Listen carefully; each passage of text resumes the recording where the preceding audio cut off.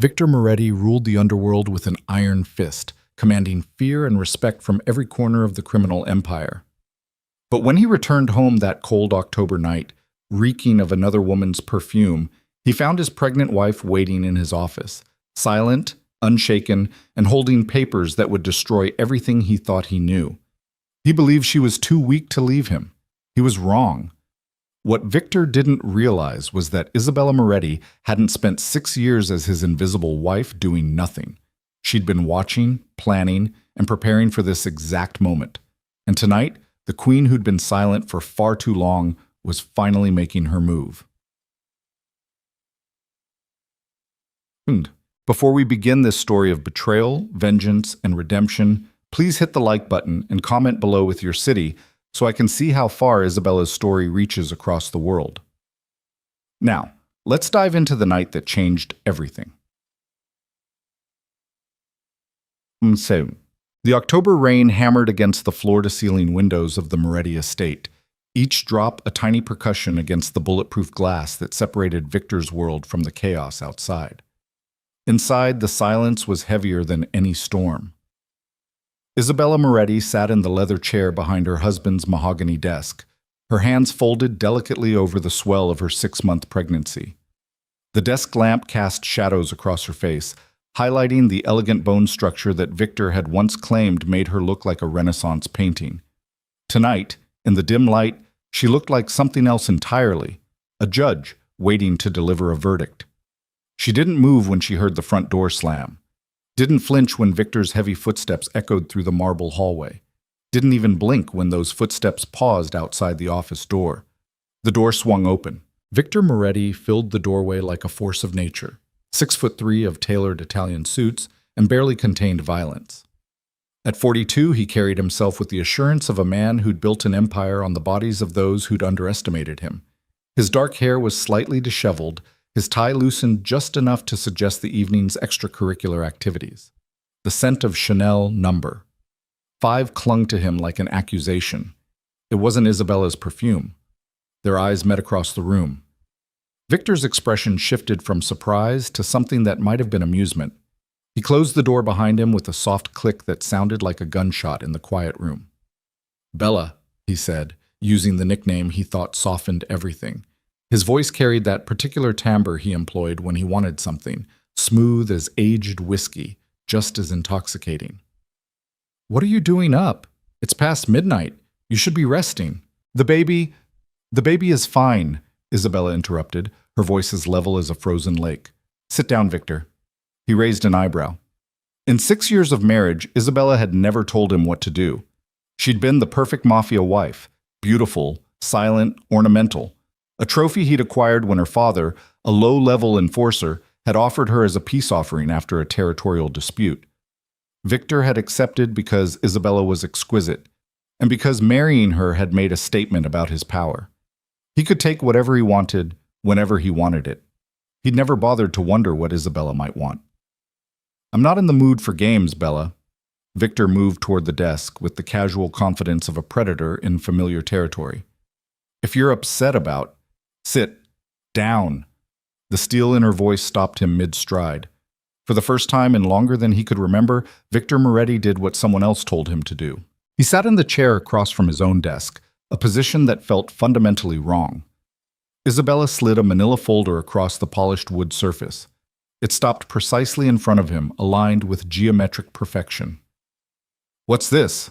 Victor asked, but he was already reaching for it, already confident he knew the answer. Divorce papers. His little bird had finally found a cage she liked better. The thought should have angered him. Instead, he felt almost entertained. Did she really think she could leave him? Did she imagine there was anywhere in the world he wouldn't find her? Did she believe she had any power at all in this marriage? "Open it," Isabella said. Victor flipped open the folder with one hand, barely glancing at the contents. Legal documents. Dense paragraphs of whereas and heretofore. His eyes skimmed the pages with the practiced disinterest of a man who had lawyers to handle such things. "You want a divorce." He leaned back in the chair, spreading his hands in a magnanimous gesture. "Fine. I'll make it easy for you. You can have the townhouse in Manhattan, a monthly allowance, Let's say 50,000. More than generous for a woman with your background. Isabella's expression didn't change. Sign it. There are things we need to discuss first, Bella. Custody arrangements, visitation rights. He smiled, and it was the smile of a shark circling wounded prey. You didn't think I'd just let you take my child, did you? Our child, Isabella corrected. And I'm not taking anything that isn't already mine. Sign the papers, Victor. He studied her for a long moment, searching for the crack in her composure. The tears he expected, the anger he could manipulate, the fear he could exploit. There was nothing, just those dark, unreadable eyes watching him with the patience of stone. You know what I find fascinating? Victor picked up the gold pen from his desk, a Mont Blanc worth more than most people's cars. 6 years, Bella. 6 years you've been the perfect wife. Never complained, never questioned, never demanded anything, and now when you're carrying my heir, you suddenly develop a spine. He uncapped the pen with a soft click. I'll sign your papers. Not because you're forcing me, but because I'm curious to see how long you last out there. A week? 2? How long before you come crawling back, begging me to take care of you? Isabella said nothing. Victor turned to the signature page, his eyes finally focusing on the document with the intention of reading before signing. And that's when he saw it. The document wasn't what he thought it was. What the hell is this? The amusement drained from his voice like blood from a severed artery. Exactly what it says it is, Isabella replied calmly. An asset transfer agreement. I'm removing certain properties and accounts from joint ownership and placing them in a protected trust for our child. With me as the trustee, of course. Victor's hands tightened on the papers. The Riverside property, the Luxembourg accounts, His voice rose with each item. These aren't marital assets, Isabella. These are protected holdings. How the hell did you even know about them? I'm your wife, Victor. Did you really think I spent 6 years arranging flowers and attending charity galas without paying attention to anything else? He stood abruptly, the chair scraping against hardwood. You have no right to these assets. These are protected under various shell corporations and trusts that I've been a silent partner in for the past 4 years, Isabella finished. Ever since you needed my signature on those incorporation documents. Remember? You told me they were insurance papers for the baby we were trying to have. Victor's jaw clenched. He did remember. Vaguely. It had been nothing, just a formality his lawyers required. He'd barely explained it to Isabella before she'd signed with her usual quiet compliance. You're telling me you knew what you were signing? I'm telling you that I read everything before I sign it, unlike some people. Isabella gestured to the papers in his hand. I'm also telling you that those assets are now being transferred to a trust for our child, effective upon your signature. It's all completely legal. I had it reviewed by 3 different attorneys, none of whom work for you. The temperature in the room seemed to drop 10 degrees. You're making a mistake, Victor said, and now the velvet glove was off.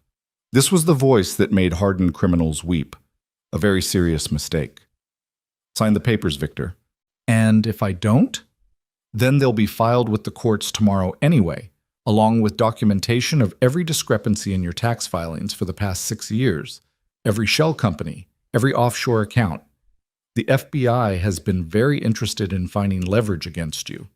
I wonder what they'd do with that kind of information. Victor stared at his wife as if seeing her for the first time. The woman sitting across from him bore Isabella's face, Isabella's voice, but she was a complete stranger. You're bluffing, he said, but there was uncertainty in his voice now. You wouldn't dare. You know what happens to people who threaten me. I'm not threatening you, Victor. I'm protecting our child. There's a difference. Isabella stood slowly, one hand supporting her pregnant belly. The empire you've built is impressive, but it's also fragile. You have enemies, rivals, the federal government breathing down your neck. If something happens to you, when something happens to you, our child needs to be protected. This trust ensures that. How thoughtful, Victor sneered. And you as trustee ensures that you have access to my money, even if you leave me. Our money, and yes. Isabella met his eyes without flinching. I've been your wife for 6 years. I've earned it. The laugh that burst from Victor was harsh and humorless. Earned it? You've earned it? By doing what exactly? Wearing pretty dresses? Warming my bed when I felt like it? You've contributed nothing to this empire, Isabella. You're a decoration, a beautiful, expensive decoration, but a decoration nonetheless. For the first time, something flickered in Isabella's eyes. Not hurt, something colder. You're right, she said quietly. I am a decoration, a piece of furniture you acquired and forgot about. And like furniture, I've been in every room, heard every conversation, seen every transaction. You'd be surprised what people say when they think you're not really listening. Victor's hand moved instinctively toward the inside of his jacket, where he kept his gun. But Isabella didn't even blink. You're not going to shoot me, she said. I'm carrying your child, your heir, the only biological child you'll ever have, given what the doctor told you about the scarring from that bullet wound in Prague. Victor's blood ran cold.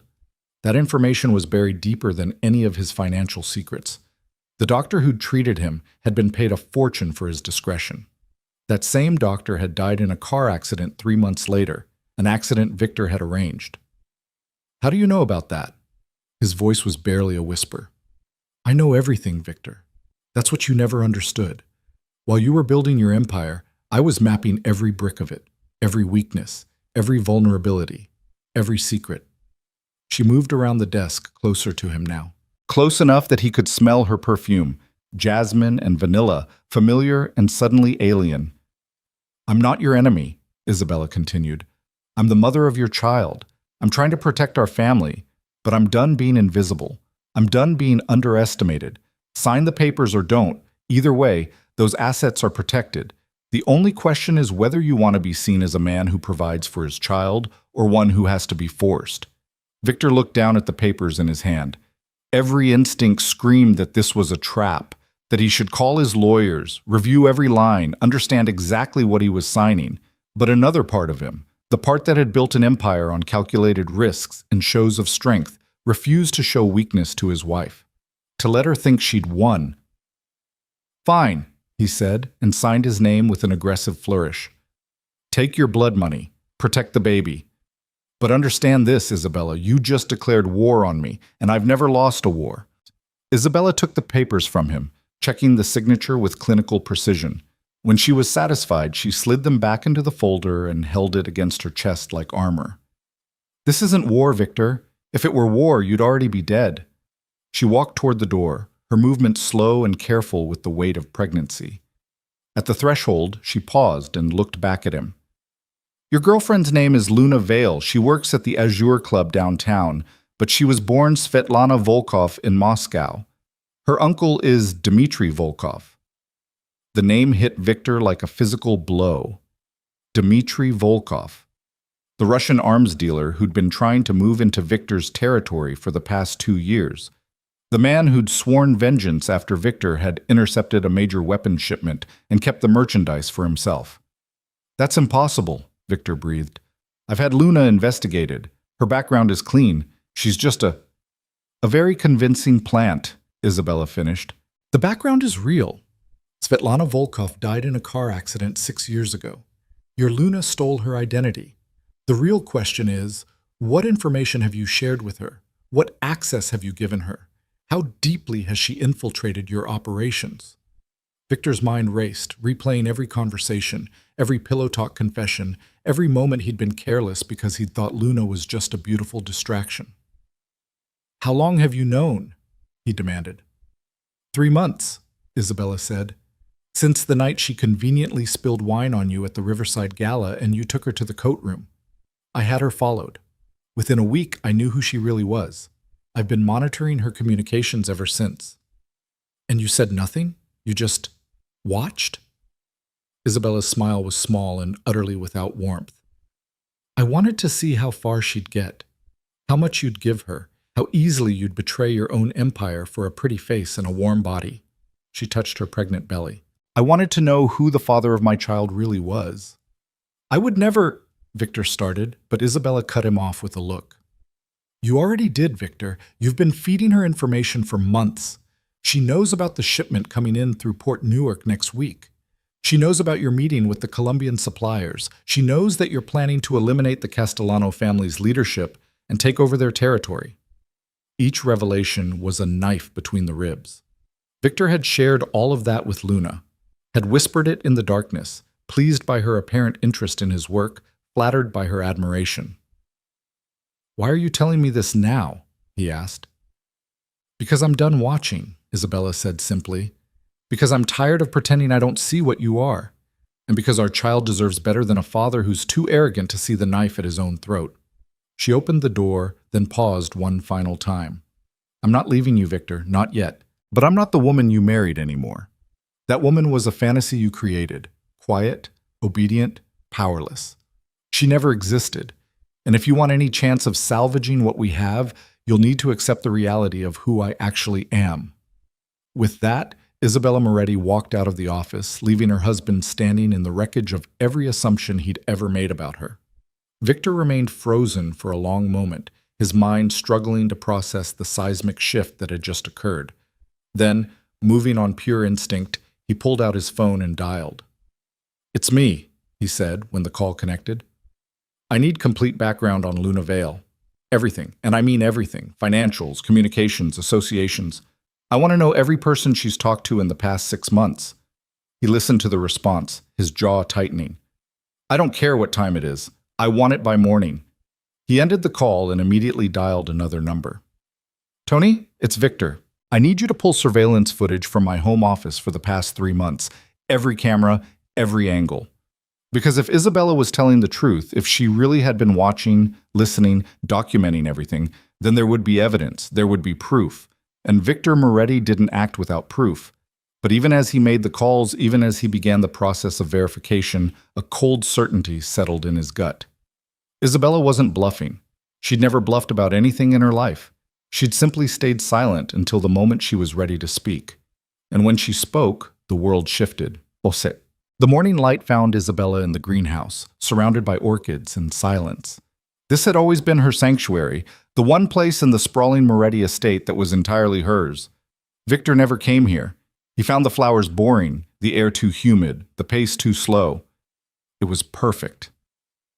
Isabella moved between the plants with practiced ease, checking soil moisture, adjusting humidity levels, removing dead blooms.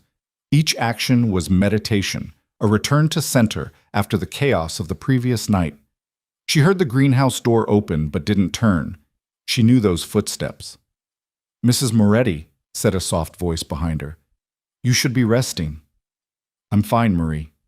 Isabella smiled at the older woman who served as both housekeeper and the closest thing she had to family in this place. "The baby and I are both fine." Marie moved closer, her weathered face creased with concern. She was 63 years old and had worked for the Moretti family since Victor was a child. She'd watched him grow from a ruthless boy into a ruthless man, and she'd watched Isabella transform from a frightened bride into something else entirely. "Mr. Moretti has made 17 phone calls since 4 a.m., Marie said quietly. "He's had people running background checks, pulling surveillance footage, calling in favors. The entire house is in chaos." "I know. Did you really do what they're saying? Transfer his assets? Expose his mistress?" Isabella removed a dead leaf from a white phalaenopsis orchid with surgical precision. "I protected our child. That's all."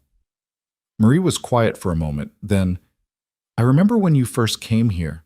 So young, so scared. Mr. Moretti's father had just died and Victor was consolidating power. There were bodies in the streets, blood on the marble floors, and you, barely 20 years old, trying to make yourself invisible." "I remember." "I thought you wouldn't survive a year," Marie admitted. "The wives before you, the ones who challenged Victor, who demanded too much, who threatened to leave, they didn't end well. Car accidents, overdoses, sudden disappearances. And you were so small, so fragile." Isabella finally turned to look at the older woman. "Did I seem fragile last night?" Marie's laugh was low and knowing. "No, child. Last night you seemed like the most dangerous person in this house. That's what worries me. Don't be worried, Marie. Everything is exactly as it should be." "Is it?" Marie moved closer, lowering her voice even though they were alone. "Victor Moretti doesn't lose, Isabella. He doesn't accept defeats. When people challenge him, he destroys them. You know this. I know you know this. He's not going to destroy the mother of his child. Are you sure about that? The question hung in the humid air between them. Isabella considered it with the same careful attention she gave her orchids, examining every angle, every possibility, every potential outcome. Victor's greatest weakness, Isabella said finally, is his absolute certainty in his own power. He believes he's invincible because he's never been truly challenged, not by anyone who mattered. His enemies attack from the outside. They're predictable. But I've been inside his walls for 6 years. I know every defense, every vulnerability, every pressure point. That's what I'm afraid of, Marie whispered, because he'll realize that eventually. And when he does, it will be too late. Isabella's phone buzzed. She glanced at the screen and smiled. A real smile this time. Not the careful performance she'd perfected over 6 years of marriage. Is that your lawyer? Marie asked. No, it's Luna Vale. Marie's eyes widened. The mistress? Why is she texting you? Because I sent her a message this morning, from an anonymous number, telling her that Victor knows who she really is. Isabella showed Marie the response on her screen. Who is this? What are you talking about? You're warning her? I'm accelerating the timeline, Isabella corrected. Luna's smart. She'll realize her cover is blown. She'll either run or make a desperate move to complete her mission before Victor can act. Either way, she'll expose herself and her handler. And if she runs? She won't. The Volkov family doesn't accept failure. If Luna runs without completing her objective, her uncle will kill her himself. She'll try one last gamble, something big, something that will either destroy Victor or force him to show weakness. Marie shook her head in amazement. You've thought of everything. Not everything, Isabella admitted, but enough. Victor taught me one very important lesson over these 6 years, even if he didn't mean to. In this world, you're either predator or prey. There's no middle ground, no safety and neutrality. I decided I was done being prey. The greenhouse door burst open. Victor stood in the doorway, his suit rumpled, his eyes red-rimmed from lack of sleep. He looked like a man who'd spent the night staring into an abyss and found it staring back. Leave us, he said to Marie. The housekeeper looked to Isabella, who nodded slightly. Marie left, closing the door behind her with a soft click. Husband and wife regarded each other across the greenhouse, surrounded by blooming life and careful cultivation. You were right, Victor said finally. His voice was rough, stripped of its usual polish. About Luna. About everything. My people found the connections to Volkov, found communications, found proof that she's been feeding him information for months. I know. You know? Victor laughed, but there was no humor in it. Of course you know. You've known this entire time, and you just watched, waited. I was gathering evidence, Isabella corrected. There's a difference between knowing and proving. I needed proof before I could act. Act, Victor repeated. Is that what last night was? You acting? Last night was me protecting our child. Today is about protecting something else. What? Your life, Victor. He stared at her, genuinely confused. What are you talking about? Isabella set down her pruning shears and moved toward him, one hand on her belly. Even now, even furious and sleep-deprived, Victor found her beautiful. It had been one of the reasons he'd married her, because beauty was a status symbol, and Isabella was exquisite. But now, looking at her in the morning light, he realized he'd been seeing only surface, a lovely shell with nothing inside. He'd been so wrong. Luna was never just gathering information, Isabella explained. That was phase 1. Phase 2 was supposed to be assassination. The Volkovs want you dead, Victor. Not just defeated. Dead. And they wanted it to look like natural causes or an accident, so there'd be no retaliation, no war. Victor's hand moved instinctively to his chest, as if checking for a bullet hole. How? Poison. Slow acting. Already in your system. Isabella watched his face pale. Don't worry, you're not dying. I've been swapping your vitamins with placebos for the past month, ever since I confirmed Luna had access to them. The real poison is in a safe place. Evidence. The greenhouse seemed to tilt around Victor. You saved my life. I saved our child from growing up without a father. There's a difference. Is there? Victor moved closer, studying his wife's face with new eyes. Who are you, Isabella? Who the hell are you really? For a long moment, Isabella said nothing. Then she spoke, and her voice carried the weight of 6 years of silence. I'm the daughter of Marco Russo. You knew him as a low-level enforcer, a nobody. Someone so far beneath your notice that you barely remembered his name when he offered me to you as a peace offering. I remember, Victor said slowly. He'd stolen from the wrong people, was going to be executed, offered you instead. Yes, except my father wasn't a nobody. He was an accountant. He'd been laundering money for 3 different families for 15 years. He knew where every body was buried because he'd helped hide the graves. And when those families started fighting each other, when they started losing track of their own money, my father decided it was time to disappear. Isabella's smile was bitter. But you can't just disappear from the mob, can you? They'll find you, kill your family. So my father made a different choice. He offered them something more valuable than money. He offered them me. You're saying your father sold you to save himself? No, Isabella corrected. My father placed me exactly where I needed to be, in the heart of the Moretti Empire, married to the most powerful man in the city, with access to everything. She touched her belly. And then he taught me everything he knew before he died. Every trick, every system, every way to follow the money. Victor's mind reeled. The shell companies, the offshore accounts. You didn't just happen to find them. I built the map, Victor. Every single asset you have, I can trace. Every debt, every leverage point, every place where money goes in dirty and comes out clean. My father taught me the language of finance, and you taught me the language of power. Together, they've made me very, very dangerous. Why are you telling me this now? Because Luna's going to make her move in the next 48 hours. Because the Volkovs aren't the only family circling for your blood. And because if we're going to survive what's coming, we need to stop pretending that I'm just your pretty little wife. Isabella moved past him toward the greenhouse door, then paused. There's a gala tomorrow night. The Castellano charity event. You're expected to attend with me. Luna will be there. I saw it on the guest list. She'll make her play there, in front of everyone. Maximum chaos, maximum humiliation. She'll try to destroy your reputation before she destroys your life. How do you know?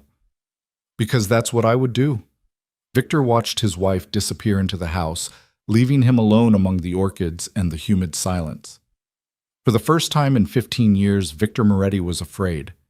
Not of Luna, not of the Volkovs, not of any external enemy. He was afraid of the woman who slept beside him every night. The woman carrying his child. The woman he'd underestimated so completely that she'd mapped his entire empire while he wasn't watching. Victor Moretti had built his power on the principle that he controlled everything, every variable, every outcome, every person. But Isabella Moretti, the quiet girl he'd married without a second thought, the decoration he'd placed in his home and forgotten, had been controlling him all along, and he'd never even noticed. He pulled out his phone and made a call. "It's me," he said when it connected. "Change of plans for tomorrow night. I want extra security at the Castellano Gala, double the usual. And I want surveillance on every entrance, every exit, every corner of that venue. If anyone so much as looks at me wrong, I want to know about it." He listened to the confirmation, then added, "And pull a complete background on Isabella Russo, everything before she married me. I want to know who her father really was, who she really is. Because if there was one thing Victor Moretti understood, it was this: knowledge was power.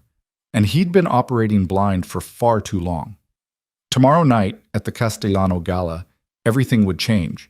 He just didn't realize that Isabella was counting on exactly that. In her private study, Isabella sat before 3 different computer monitors, each showing a different angle of the Moretti estate. She'd had the cameras installed 2 years ago, hidden so carefully that even Victor's security team didn't know they existed.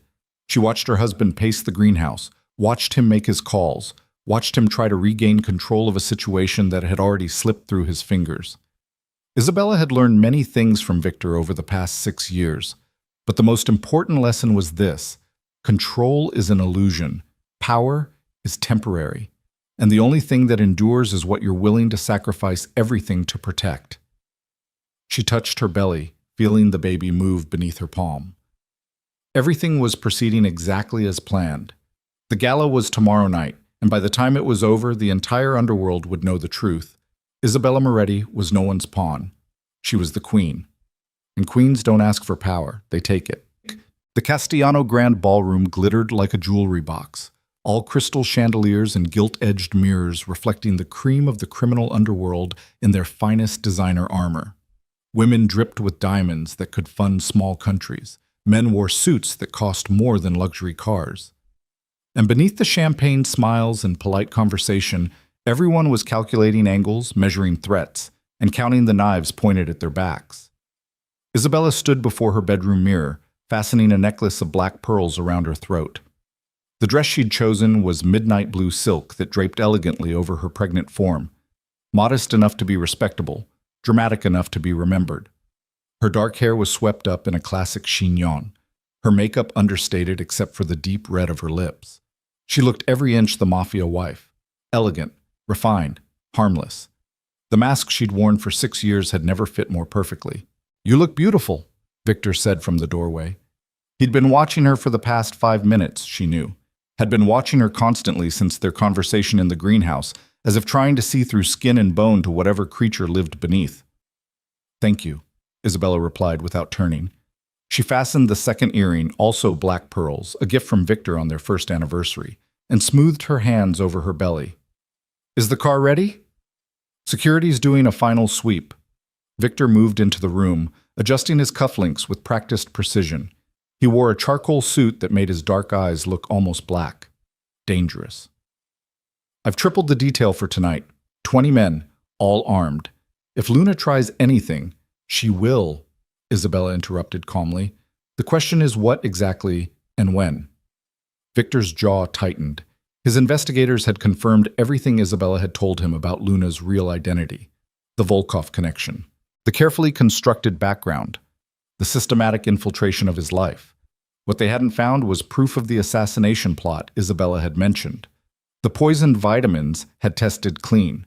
Either Isabella had been wrong, or she'd removed the evidence before anyone could verify her claims. Victor suspected the latter, which meant his wife was even more calculating than he'd imagined. "I want you to stay close to me tonight," Victor said. It wasn't a request. "Don't wander off. Don't talk to anyone I haven't vetted. And if anything seems wrong, anything at all, you tell me immediately." Isabella finally turned to face him, one hand resting on her belly. "Are you protecting me, Victor, or making sure I don't cause trouble?" "Can it be both?" For a moment, something almost like humor flickered in Isabella's eyes. Then it was gone, replaced by that impenetrable calm that had become her constant expression. "I'll stay close," she agreed. "But you need to trust me tonight. Whatever happens, whatever you see, trust that I know what I'm doing." "That's asking a lot, considering you've been lying to me for 6 years." "I've never lied to you," Isabella corrected. "I just never told you the truth." "There's a difference." Before Victor could respond, his phone buzzed. He glanced at the screen and his expression hardened. "The car's ready. Let's go." They descended the grand staircase together, Victor's hand at the small of Isabella's back, in a gesture that could be read as either protective or possessive. Marie watched from the shadows of the hallway, her weathered face tight with concern. Isabella met her eyes and smiled slightly. A reassurance. A promise. Everything would be fine. The drive to the Castellano estate took 40 minutes through increasing traffic. Victor spent the entire journey on his phone, barking orders to his security team, his lieutenants, his lawyers, building walls, shoring up defenses, preparing for a battle he couldn't quite see yet. Isabella sat in silence beside him, her hands folded over her belly, her eyes tracking the city lights that streamed past the bulletproof windows. She'd made this same drive dozens of times over the years. To galas, to charity events, to performances of wealth and power that meant nothing and everything. But tonight was different. Tonight, the invisible woman was going to become very, very visible. The Castellano estate sprawled across 5 acres of prime real estate in the heart of the city's most exclusive neighborhood. The main house was a Gothic revival monstrosity of stone and stained glass, built by a railroad baron in the 1890s and later acquired by the Castellano family as a symbol of their legitimacy. as if throwing parties in a mansion could wash the blood from their hands. Cars lined the circular drive, depositing guests in a steady stream of designer gowns and tailored suits. Photographers clustered at the entrance, their cameras flashing like lightning strikes. The Castellano Charity Gala was one of the social events of the season, a chance for the criminal elite to play at being respectable citizens. Victor's hand tightened on Isabella's as they stepped from the car. She could feel the tension in his body, the coiled readiness of a predator expecting attack. His security detail formed a loose perimeter around them, 20 men in dark suits scanning the crowd with professional paranoia. "Mr. Moretti," a photographer called out. "Over here, sir. You and Mrs. Moretti both." Victor's public smile was a work of art, warm, confident, utterly false. He pulled Isabella closer, his arm around her waist, his hand splayed possessively over her pregnant belly. The cameras flashed in a frenzy. The perfect couple. The powerful boss and his devoted wife. A family man, a man of respect. Isabella smiled for the cameras with the ease of long practice, but her eyes were scanning the crowd, looking for the one face that mattered. They found her near the entrance, holding a champagne flute and laughing at something an older man had said. Lunavale wore a dress the color of fresh blood, cut low enough to be provocative, high enough to maintain plausible deniability. Her blonde hair fell in waves over bare shoulders. She was beautiful in that calculated, dangerous way that made men stupid. Victor saw her at the same moment Isabella did. His body went rigid. "Breathe," Isabella murmured. "Don't give her the satisfaction of knowing you've seen her. She has some nerve showing up here. She has a mission to complete. Of course she's here." Isabella guided Victor toward the entrance, her movements calm and unhurried despite her pregnancy. "Remember, we want her to make her move. That's the only way to expose her handlers. And if her move involves a bullet in my head, then your 20 security guards will earn their pay." Isabella's smile never wavered, even as they passed within 3 feet of Luna. "Besides, she's not going to shoot you. Too obvious, too traceable. She needs something public but deniable, something that destroys your reputation before it destroys you." They entered the ballroom to a swirl of music and laughter. The space was enormous, with soaring ceilings painted in elaborate frescoes of angels and demons locked in eternal combat. Crystal chandeliers the size of automobiles hung from golden chains. A full orchestra played Strauss from a raised platform. Servers in white gloves circulated with champagne and canapes. It was beautiful and grotesque in equal measure, a monument to wealth built on suffering. "Victor!" A booming voice cut through the music. Antonio Castellano approached with arms spread wide, his bulk barely contained by a custom tuxedo. At 65, he was one of the old guard, a dinosaur from an era when the Mafia operated with a code, however twisted. "My boy, you look well." And Isabella, radiant as always. He kissed Isabella's hand with exaggerated gallantry, his eyes dropping to her belly with obvious calculation. An heir changed everything in their world, changed alliances, changed succession plans, changed the future. "Antonio," Victor replied with the careful warmth of political necessity. The Castellanos controlled the ports. Victor needed access to those ports. Therefore, Victor needed Antonio's goodwill. "Thank you for the invitation. Beautiful event, as always." "We do our best." Antonio's smile didn't reach his eyes. He and Victor were allies only because being enemies was too expensive for both of them. "I trust you'll bid generously at the auction. All proceeds go to St. Catherine's Hospital. Very worthy cause." The subtext was clear. Bid high, show your wealth, prove your status. The auction items were meaningless. The bidding was a ritual of dominance. "Of course," Victor said smoothly. "Isabella has her eye on that Chagall. Don't you, darling?" Isabella smiled. There was no Chagall in the auction. Victor was testing her, seeing if she'd contradict him publicly, seeing if the obedient wife was still performing her role. "Actually, I prefer the Modigliani," she said. "The nude study. It reminds me of us. Beautiful on the surface, unsettling when you look closer." Antonio's laugh boomed across the ballroom. "Your wife has sharp eyes, Victor. Be careful." "Oh, I'm learning that," Victor replied, and there was an edge to his voice that made several nearby conversations pause. The night unfolded in the predictable rhythm of such events. Victor worked the room with ruthless efficiency, shaking hands, making promises, identifying threats and opportunities. Isabella stayed at his side, the perfect accessory, speaking when spoken to, smiling at the right moments, playing her role with flawless precision. But her eyes never stopped moving, never stopped tracking. She watched Luna circulate through the crowd, saw her touch arms, lean close, whisper in ears, saw her work her way toward the center of the room where Victor held court with the other family heads, saw the trap being built piece by piece, conversation by conversation. "She's spreading something," Isabella murmured to Victor during a brief moment of privacy. "Look at the pattern. She talks to someone, they react. They look at you differently. She's planting seeds." Victor's expression darkened. "What kind of seeds? Doubt? Rumor? Something designed to make you look weak or unstable." Isabella touched his arm gently. "It's starting. Whatever she's planning, it's happening now." The auction began at 9 o'clock, with Antonio Castellano serving as master of ceremonies. The ballroom's attention focused on the stage where items were displayed one by one: paintings, jewelry, rare wines, a vintage car. The bids came fast and high, each one a declaration of power. Victor bid on several items and won none of them, letting others have their victories. It was a calculated display of restraint, of confidence, a man who didn't need to prove anything to anyone. Isabella watched Luna move toward the stage, watched her whisper something to Antonio's aide, watched the man's expression change from polite interest to shock. It was happening. "The next item," Antonio announced, his voice suddenly uncertain, "is a bit unusual. We've just received it backstage, and I'm told it's a personal donation from an anonymous benefactor." A server appeared carrying a small velvet box. Antonio opened it, and even from across the room, Isabella could see his face pale.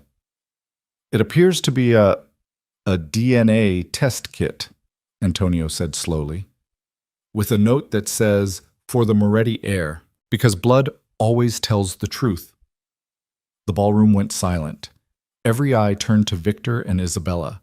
Victor's hand found Isabella's wrist, his grip tight enough to bruise. "What the hell is this?" he whispered. Isabella's mind raced, recalculating. She'd expected Luna to attack Victor's business reputation, his credibility with allies. This was something else, something personal and devastatingly effective. "I don't know," she admitted quietly, "but we need to control the narrative. Now." Antonio looked directly at them, his expression a mix of embarrassment and curiosity. "Victor, do you have any idea what this is about?" Before Victor could respond, Luna's voice rang out clear and sharp from somewhere in the crowd. "I do." The servers parted as Luna stepped forward, no longer the demure mistress, but something else entirely. Something harder, more dangerous. Her smile was a blade. "I apologize for the dramatic presentation," Luna said, her Russian accent suddenly more pronounced. "But I thought everyone should know the truth before congratulating Victor on his upcoming fatherhood." Victor's hand moved toward his jacket, toward his gun, but Isabella's fingers closed over his wrist. "Don't," she breathed. "That's exactly what she wants. Don't give her that." "The truth," Luna continued, addressing the entire ballroom now, "is that Victor Moretti has been deceived. The child Isabella carries isn't his. It's the product of an affair she's been conducting for months. I have proof." The gasps that echoed through the ballroom were like music to Luna's ears. She gestured, and another server appeared carrying a manila envelope. "DNA evidence," Luna announced. "Comparison samples taken from Victor and from the fetus during Isabella's last medical appointment. The results are conclusive. Victor Moretti is not the father of his wife's child." Isabella felt the ground shift beneath her feet. Not from shock. She'd expected an attack, but the execution was more sophisticated than she'd anticipated. Luna had somehow accessed her medical records, had fabricated evidence, had created a narrative that would destroy her credibility completely. And the worst part? In their world, there was no defense against an accusation like this. No appeal to reason or evidence. The rumor itself was enough. The doubt was the weapon. Victor's face had gone white with rage. "You lying—" "Let's test it then," Luna interrupted smoothly. "Here, now, in front of everyone.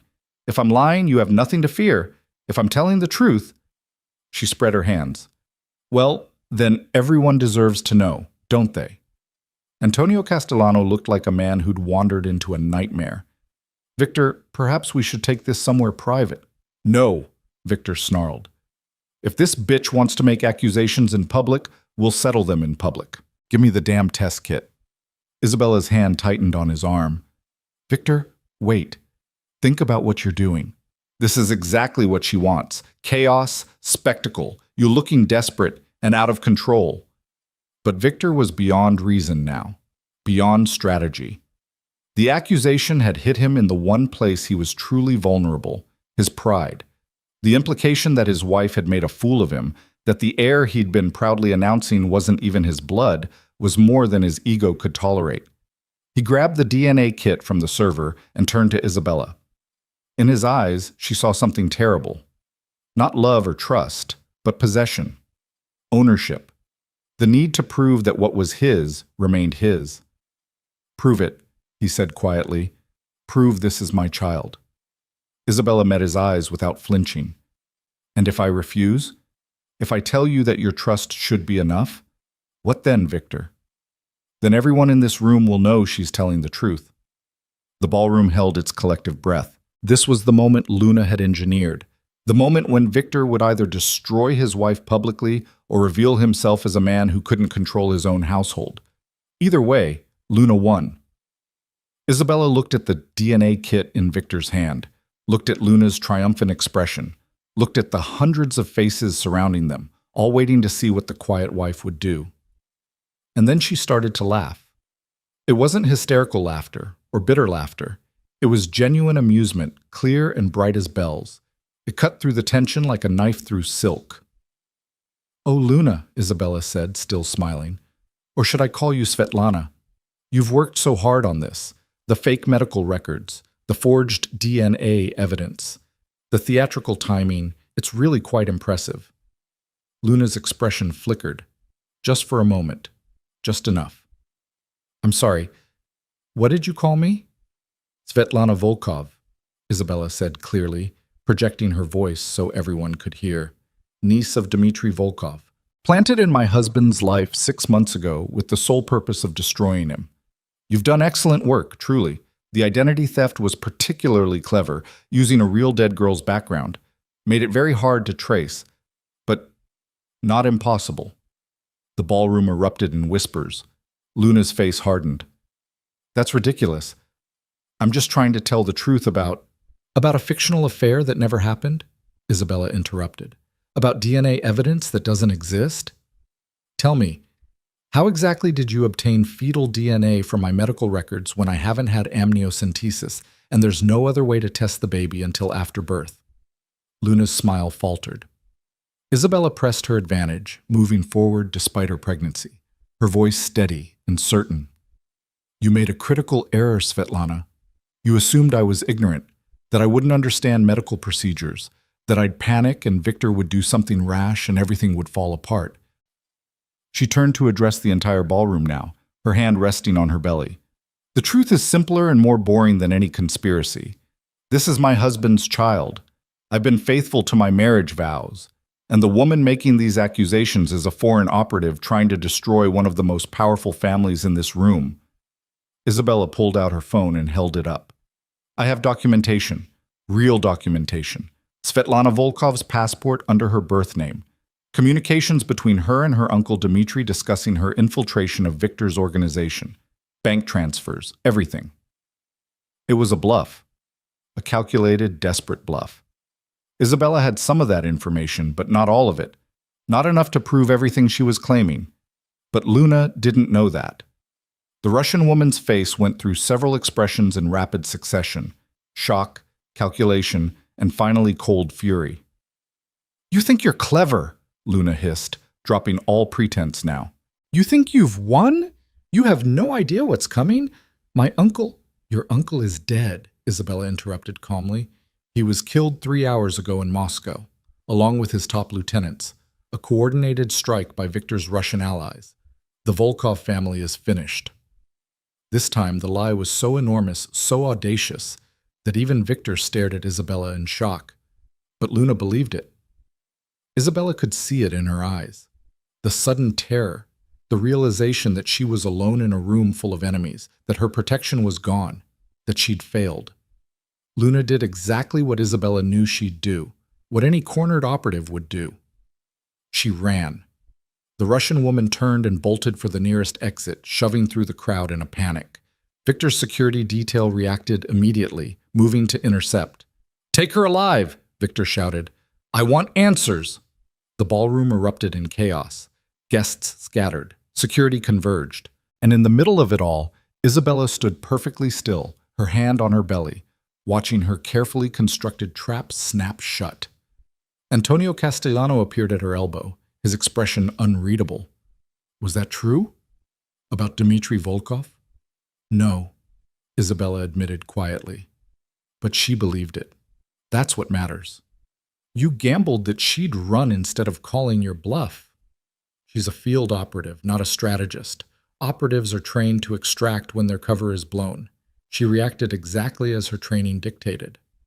Isabella finally allowed herself to show a hint of exhaustion. But we'll see what she reveals once Victor's people question her. If she talks. Oh, she'll talk. She has to talk if she wants to negotiate any kind of protection. Isabella turned to look at the older man. You're wondering if I'm telling the truth. About the baby. About the affair. Are you?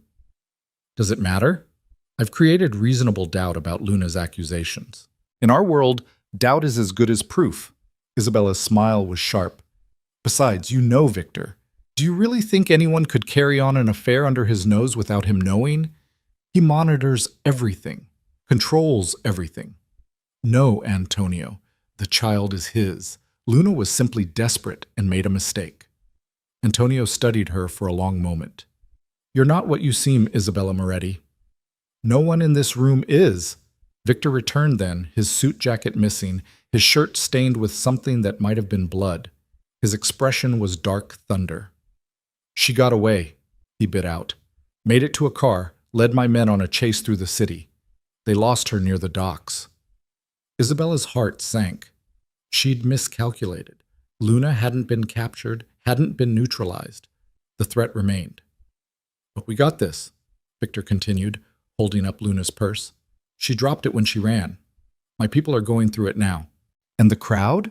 Isabella asked, looking around the ballroom where guests were slowly returning, their expressions ranging from scandalized to fascinated. What are they saying? That you're either the most loyal wife in the city or the most convincing liar. Victor's eyes bored into hers. I'm still trying to figure out which. Does it matter? Yes, Victor said flatly. Because if you're lying to me about this, about the baby.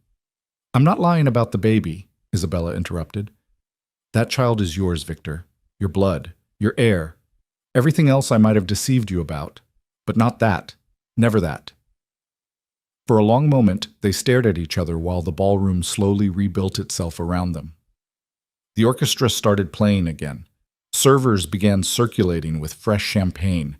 The auction was quietly canceled, but the party continued because in their world, weakness was death, and showing fear was weakness. We're leaving, Victor decided. Now, I don't trust this situation. Don't trust that Luna doesn't have backup, doesn't have a contingency plan. But as they moved toward the exit, Isabella saw something that made her blood run cold. Marie, their housekeeper. Standing near the ballroom entrance, her face white as paper, her hands shaking. Isabella broke away from Victor and hurried toward the older woman, her heart pounding. Marie? What are you doing here? What's wrong? Marie's lips trembled. I tried to call. Your phone was off. I had to come. I had to warn you. Warn me about what? The house, Marie whispered. Men came. Armed men. They said they were Victor's people, but I've never seen them before. They went through everything. Your office, your computers. They took boxes, files, everything. Isabella felt the world tilt. Her private study, her backup evidence, her insurance, all of it, gone. When? She demanded. An hour ago, right after you left for the gala. Marie grabbed Isabella's hands. This was coordinated. They knew you'd be here. Knew the house would be empty except for me. One of them told me to deliver a message. What message? Marie's eyes filled with tears. He said, "Tell Isabella that the Volkovs send their regards, and tell her that her father's legacy dies with her." The words hit Isabella like a physical blow. Her father's legacy. The files he'd maintained. The evidence he'd spent 15 years collecting on every family, every transaction, every crime. The evidence Isabella had been using to protect herself, to ensure that if Victor ever moved against her, she could destroy him and everyone else in the criminal underworld. It was all gone. Victor appeared at her side, his expression thunderous. "What's going on?" Isabella turned to face her husband, and for the first time in 6 years, she let him see real fear in her eyes. "We need to go home," she said quietly. "Right now. We have a serious problem." The drive back to the estate was the longest 40 minutes of Isabella's life. Victor was on the phone constantly, mobilizing his forces, calling in favors, trying to assess the scope of the breach. But Isabella sat in silence, her mind racing through possibilities and contingencies. The Volkovs had outmaneuvered her. While she'd been focused on Luna, on the public confrontation, they'd struck at a real vulnerability. Not her reputation, not her relationship with Victor, her insurance, her protection, her proof. Without those files, she was defenseless. Just another mafia wife with delusions of power. The estate looked normal when they arrived, lights on, security detail in position, no obvious signs of intrusion. But Isabella knew better, knew that the real damage was invisible, strategic, permanent. She moved through the house like a ghost, Victor close behind her. Marie had been telling the truth. Isabella's private study had been ransacked. Computers gone, files missing. The hidden safe behind the bookshelf stood open and empty. Everything her father had given her, everything she'd built on top of that foundation. Erased. "What was in those files?" Victor demanded. "What did they take?" Isabella sank into her desk chair, one hand on her belly.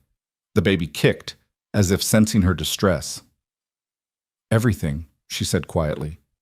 "Every piece of leverage I had. Every insurance policy. Every escape route." "Insurance against what? Against who?" She looked up at her husband, and in her eyes he saw something he'd never seen before. Not calculation, not strategy, surrender. "Against you, Victor. Against this life. Against the possibility that one day I'd need to destroy everything to survive." Isabella's laugh was bitter. "My father taught me that in this world, you either have power or you're at the mercy of those who do. I chose power. I built a map of everyone's secrets, and now it's gone." Victor stared at her, his expression unreadable. "You were planning to betray me, to destroy me." "I was planning to survive," Isabella corrected. "There's a difference." For a long moment, silence stretched between them.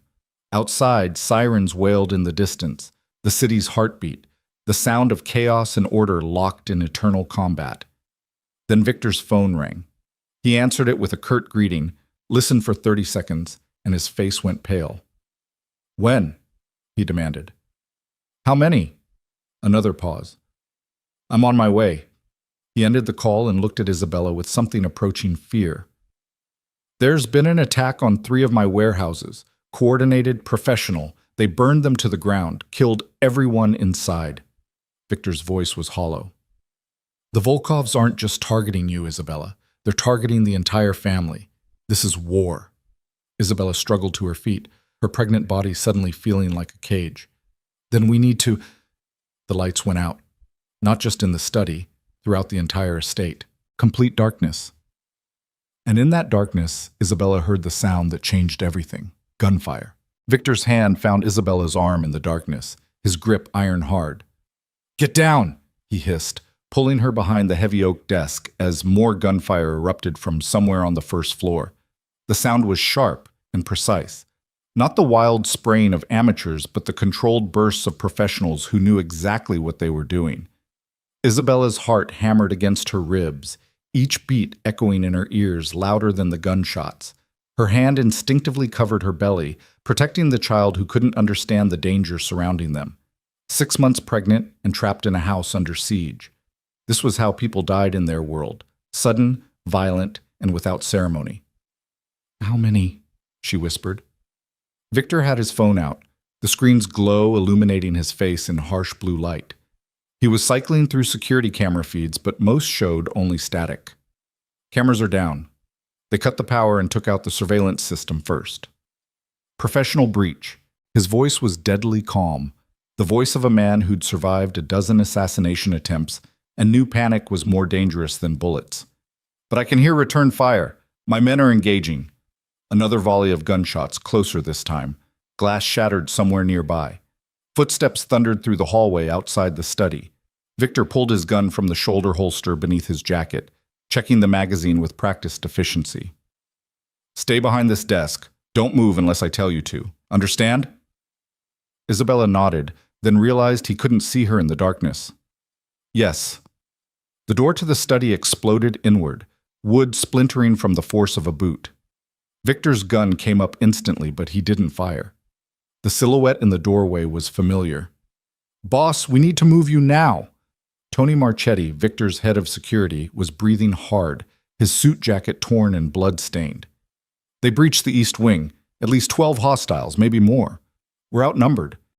How did they get past the perimeter? Victor demanded, already moving toward the door, one hand gripping Isabella's wrist to pull her with him. They had codes, knew exactly where the guards were posted, exactly when the shifts changed. This was an inside job. Tony led them into the hallway, his weapon drawn and sweeping the darkness. We've got a car waiting in the garage. If we move fast, we can... The explosion cut him off. The east wing of the estate erupted in a ball of flame that turned night into day for 3 seconds.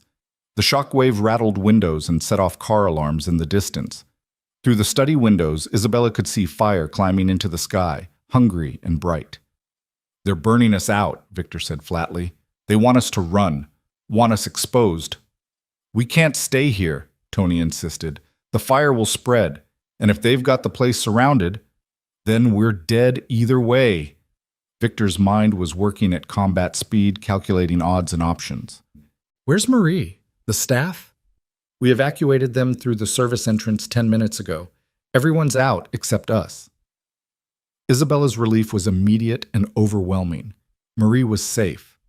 Whatever happened next, at least the innocent woman who'd shown her nothing but kindness would survive. The panic room, Isabella said suddenly. In the wine cellar, my father's design. Both men turned to look at her. Even in the darkness and chaos, she could feel their surprise. What panic room? Victor demanded. I know every inch of this house. There's no... My father built it 20 years ago when he was laundering money for the Castellanos. He didn't trust them not to turn on him, so he created a safe room beneath the wine cellar with its own ventilation, communications equipment, and exit tunnel. Isabella was already moving toward the stairs that led down to the basement. You never knew, because he concealed it before you bought the property. I found the blueprints in his files after he died. Victor grabbed her shoulder, spinning her to face him. And you never told me about this because? Because I needed somewhere you couldn't reach me if things went wrong. Insurance, remember? Isabella pulled free of his grip. But right now, it's the only place in this house they won't expect us to be. We can regroup there, contact your people, figure out who betrayed us. Another explosion, this one in the west wing. The house was being systematically destroyed. They were running out of time. Victor made his decision. Show me. They descended into the basement, the air thick with smoke and the acrid smell of burning wood. The wine cellar was a temperature-controlled room lined with racks of bottles worth hundreds of thousands of dollars. Victor had always been proud of his collection. Now he watched Isabella move past vintage Bordeaux and rare champagne like they were worthless, her hands searching the back wall with practiced familiarity. Here, she said, pressing a specific stone in a specific sequence.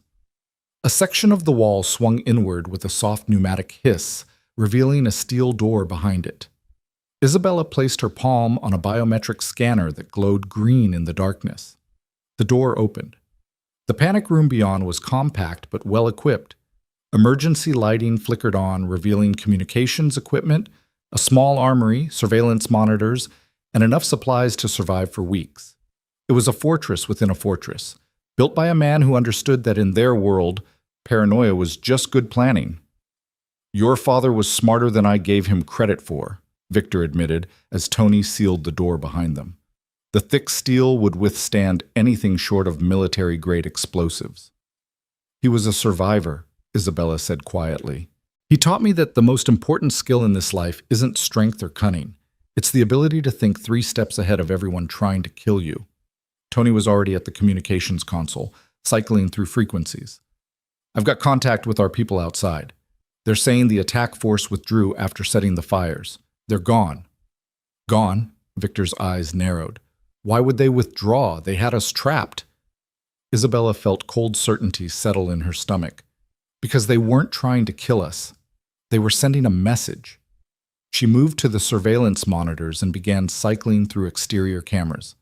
The estate was burning, flames consuming 6 years of her life in great billowing clouds of smoke and ash.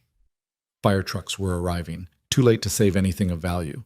And there, spray-painted across the front gates in letters 10 feet high, was the message the Volkovs wanted the entire underworld to see. Moretti falls tonight. Victor stared at the words. His jaw clenched so tight, Isabella could hear his teeth grinding. They didn't just attack us. They humiliated us, made us look weak in front of everyone. And they're probably broadcasting this to every family in the city, Tony added grimly. By morning, everyone will know the Morettis ran from their own home, that Victor Moretti couldn't protect his own wife. The implications were devastating. In their world, perception was reality. Weakness invited attack. If Victor couldn't defend his own territory, his own home, then every rival would see an opening, every alliance would be questioned, every business arrangement would be renegotiated at gunpoint. The Volkovs weren't just trying to kill Victor. They were trying to destroy his empire by destroying his reputation. Isabella sank into one of the chairs, exhaustion finally catching up with her. Her body ached. The baby was moving constantly now, disturbed by the adrenaline flooding her system. She needed rest, needed safety, needed this nightmare to end. But she knew it was just beginning. "We need to strike back," Victor said, pacing the small room like a caged animal. "Hit them hard. Show everyone that the Morettis are still a force to be feared." "With what resources?" Tony challenged. "They burned 3 of our warehouses tonight, destroyed the estate. We don't even know how many of our people are dead or compromised. And if they had inside information about our security protocols, then we've got a traitor in the organization. Could be anyone. Then we find the traitor and make an example of them." Victor's voice was cold fury. "We find Luna Volkov and make her tell us everything. We find Dmitry Volkov and we end this." "Dmitry Volkov is in Moscow, surrounded by his own army," Tony pointed out. "We can't touch him there. And Luna could be anywhere by now. We lost her at the docks, remember?" Isabella listened to them argue, her mind working through scenarios and possibilities. The Volkovs had played this perfectly. The attack at the gala to damage Victor's reputation, the theft of her insurance files to remove her protection, the assault on the estate to prove the Morettis were vulnerable. And somewhere in all of this, there was a traitor feeding information to the enemy. Someone close to Victor. Someone with access to security protocols, shift schedules, codes. Someone who'd been in position for months, maybe years, waiting for the perfect moment to strike. "It's not one traitor," Isabella said suddenly. Both men turned to look at her. "It's several. Luna was the infiltrator, yes, but she needed help, inside help. Someone who could get her access to my medical records, someone who could provide security codes, someone who could coordinate the timing of the attacks." Victor's expression darkened. "You're saying I've got multiple traitors in my organization?" "I'm saying the Volkovs have been planning this for a long time. Luna was just the visible piece. There are others still embedded, still feeding them information." Isabella stood slowly, one hand supporting her lower back. "We need to think like they do. What's their endgame? It's not just killing you, Victor. If they wanted you dead, you'd be dead already. They want something else." "They want the empire," Tony said quietly. "The territory. The businesses. They want to destroy Victor's reputation so thoroughly that when they move in to take over, there's no resistance, no loyalty, just fear and opportunism." Isabella nodded. "Which means their next move will be against your allies. They'll approach the other families with an offer, join us or go down with the Morettis. They'll make it seem inevitable, make resistance seem futile." "Then we get to the families first," Victor decided. "We call an emergency meeting of the commission. Get everyone in a room and expose the Volkov's plan before they can fracture our alliances. The commission won't meet on your say-so, Tony objected. Not after tonight. They'll see you as damaged goods, toxic. Then I make them meet. I call in every favor, every debt, every obligation. Victor's eyes were hard as diamonds. And I bring proof, evidence that the Volkovs are coming for all of us, not just the Morettis, that tonight was the opening salvo in a larger war. What proof? Isabella asked quietly. The Volkovs stole my files, remember? All my evidence, all my documentation. It's gone. Victor smiled, and it was a terrible thing to see. Not all of it. You said your father taught you to think 3 steps ahead. Did you really keep all your insurance in one location? Isabella met his eyes and slowly smiled back. No, I kept copies, multiple copies in multiple locations, safety deposit boxes, cloud storage under false names, physical files with trusted associates who don't even know what they're holding. She touched her belly. I learned from my father's mistakes. He kept everything in one place, made himself a single point of failure. I didn't. Can you access these copies? Some of them. The digital ones, yes. The physical files will take time, but I can retrieve them. Victor moved to the communications console. Tony, I need you to contact everyone on the commission. Tell them there's an emergency meeting tomorrow night at the Castellano estate. Neutral ground. Non-negotiable. They won't come, Tony warned. They will if they think I'm going to confess to crimes that implicate them, too. Tell them I'm making a deal with the FBI. Tell them I'm flipping on everyone to save myself. Tell them whatever you need to tell them, but get them in that room. Tony nodded and began making calls, his voice low and urgent. Isabella watched Victor pace, watched him plan and scheme and fight back against the forces trying to destroy him, and she felt something unexpected, admiration. For 6 years, she'd seen Victor as an obstacle to be managed, a danger to be controlled. But watching him now, seeing him refuse to surrender even when every rational calculation said he should, she understood why this man had built an empire. He was relentless, unbreakable, a force of nature wrapped in expensive suits and lethal charisma. What are you thinking? Victor asked, catching her watching him. That you're going to get us both killed, Isabella said honestly. But that you might just pull this off anyway. He moved closer, his hand finding hers in the dim light. I won't let anything happen to you or the baby. Whatever else I am, whatever mistakes I've made, I protect what's mine. I'm not yours, Isabella said quietly. I never was. That was always the problem, Victor. You treated me like property instead of a partner, like something to be possessed instead of someone to be trusted. And you've been planning to betray me since the day we married.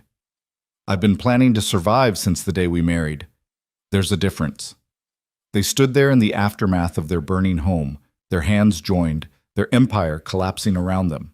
And for the first time in 6 years, they were truly seeing each other. If we survive this, Victor said slowly, things are going to change between us. I can't have a wife I don't trust, and you can't have a husband you're constantly planning to destroy. What are you suggesting? I'm suggesting we become what you said we should have been all along, partners. Not master and servant, not owner and possession. Partners who trust each other because we choose to, not because we're trapped together. Isabella studied his face, searching for the lie, the manipulation, the angle. But she saw only exhaustion and a strange kind of honesty born from crisis. And if I can't trust you, she asked, if I can't give you that, then we get through this crisis together. And when it's over, I give you the divorce you wanted. Clean, final. You and the baby taken care of, no strings attached.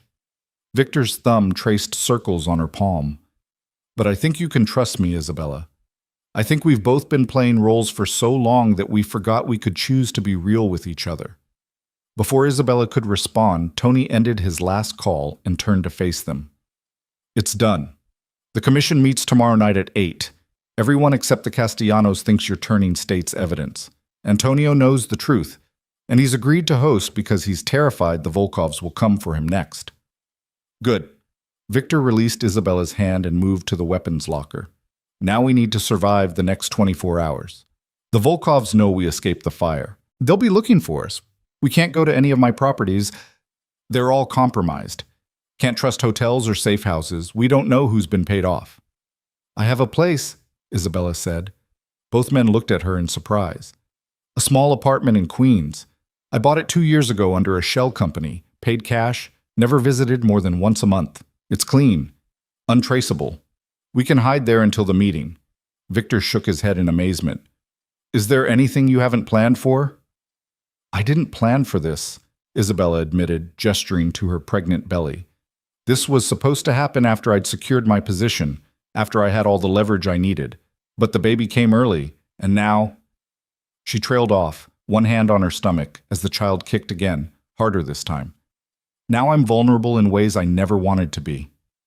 The baby makes you stronger, not weaker, Victor said. It gives you something to fight for beyond yourself, beyond survival.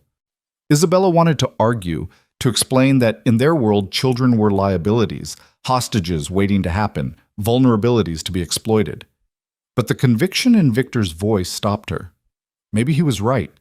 Maybe the baby wasn't a weakness. Maybe it was the thing that would force both of them to be better than they'd been, to build something worth protecting instead of just defending territory. They left the panic room through the escape tunnel Isabella's father had built, emerging 3 blocks away in the basement of an abandoned warehouse. The night air was thick with smoke and ash, the distant sound of sirens creating an eerie soundtrack to their escape. Tony had a car waiting, an anonymous sedan that wouldn't attract attention. The drive to Queens took an hour through late-night traffic.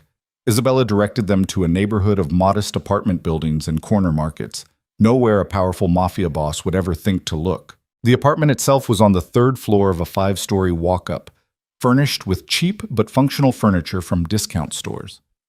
"Home sweet home," Isabella said dryly as they entered. "It's not the estate, but it has the advantage of not being on fire."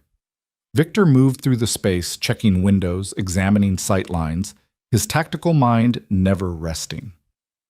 Tony took up position by the door, his weapon ready, and Isabella sank onto the worn couch with a sigh of relief, finally allowing herself to acknowledge the exhaustion dragging at her bones. "You should rest," Victor said. "Tomorrow's going to be difficult." "Tomorrow's going to be impossible," Isabella corrected. "We're going to walk into a room full of people who want us dead and try to convince them to help us. The Volkovs have spent months building their position. We have ours." "Then we'd better make them count." Victor sat beside her on the couch, close enough that their shoulders touched. "Tell me about the evidence you have. What can we prove?" Isabella's mind shifted into tactical mode, cataloging assets and possibilities. "I have financial records showing the Volkovs have been buying influence with smaller families for the past year. Payments to low-level soldiers, bribes to politicians and cops. I have communications between Luna and her uncle discussing the infiltration plan. And I have something else." "What?" "Proof that the Volkovs were behind the murder of Carlo Benedetti last year." Victor went very still. Carlo Benedetti had been the head of one of the Commission's most powerful families. His death in a car accident had been investigated thoroughly and ruled accidental. But there had always been whispers, suspicions. "If you can prove the Volkovs killed Carlo," Victor said slowly, "then you can prove they've already been at war with the Commission, that they're a threat to everyone, not just us. That changes everything." "I can prove it. I have the mechanic's testimony, the man they paid to tamper with Carlo's brakes. He's been in witness protection under a false name, but I know where he is. I've been paying him to stay alive and keep his mouth shut." Isabella smiled grimly. "Insurance, remember? You've been preparing for this war longer than I realized. I've been preparing for every possible war since the day I understood what my father really did for a living. This world doesn't tolerate the unprepared, Victor. It eats them alive."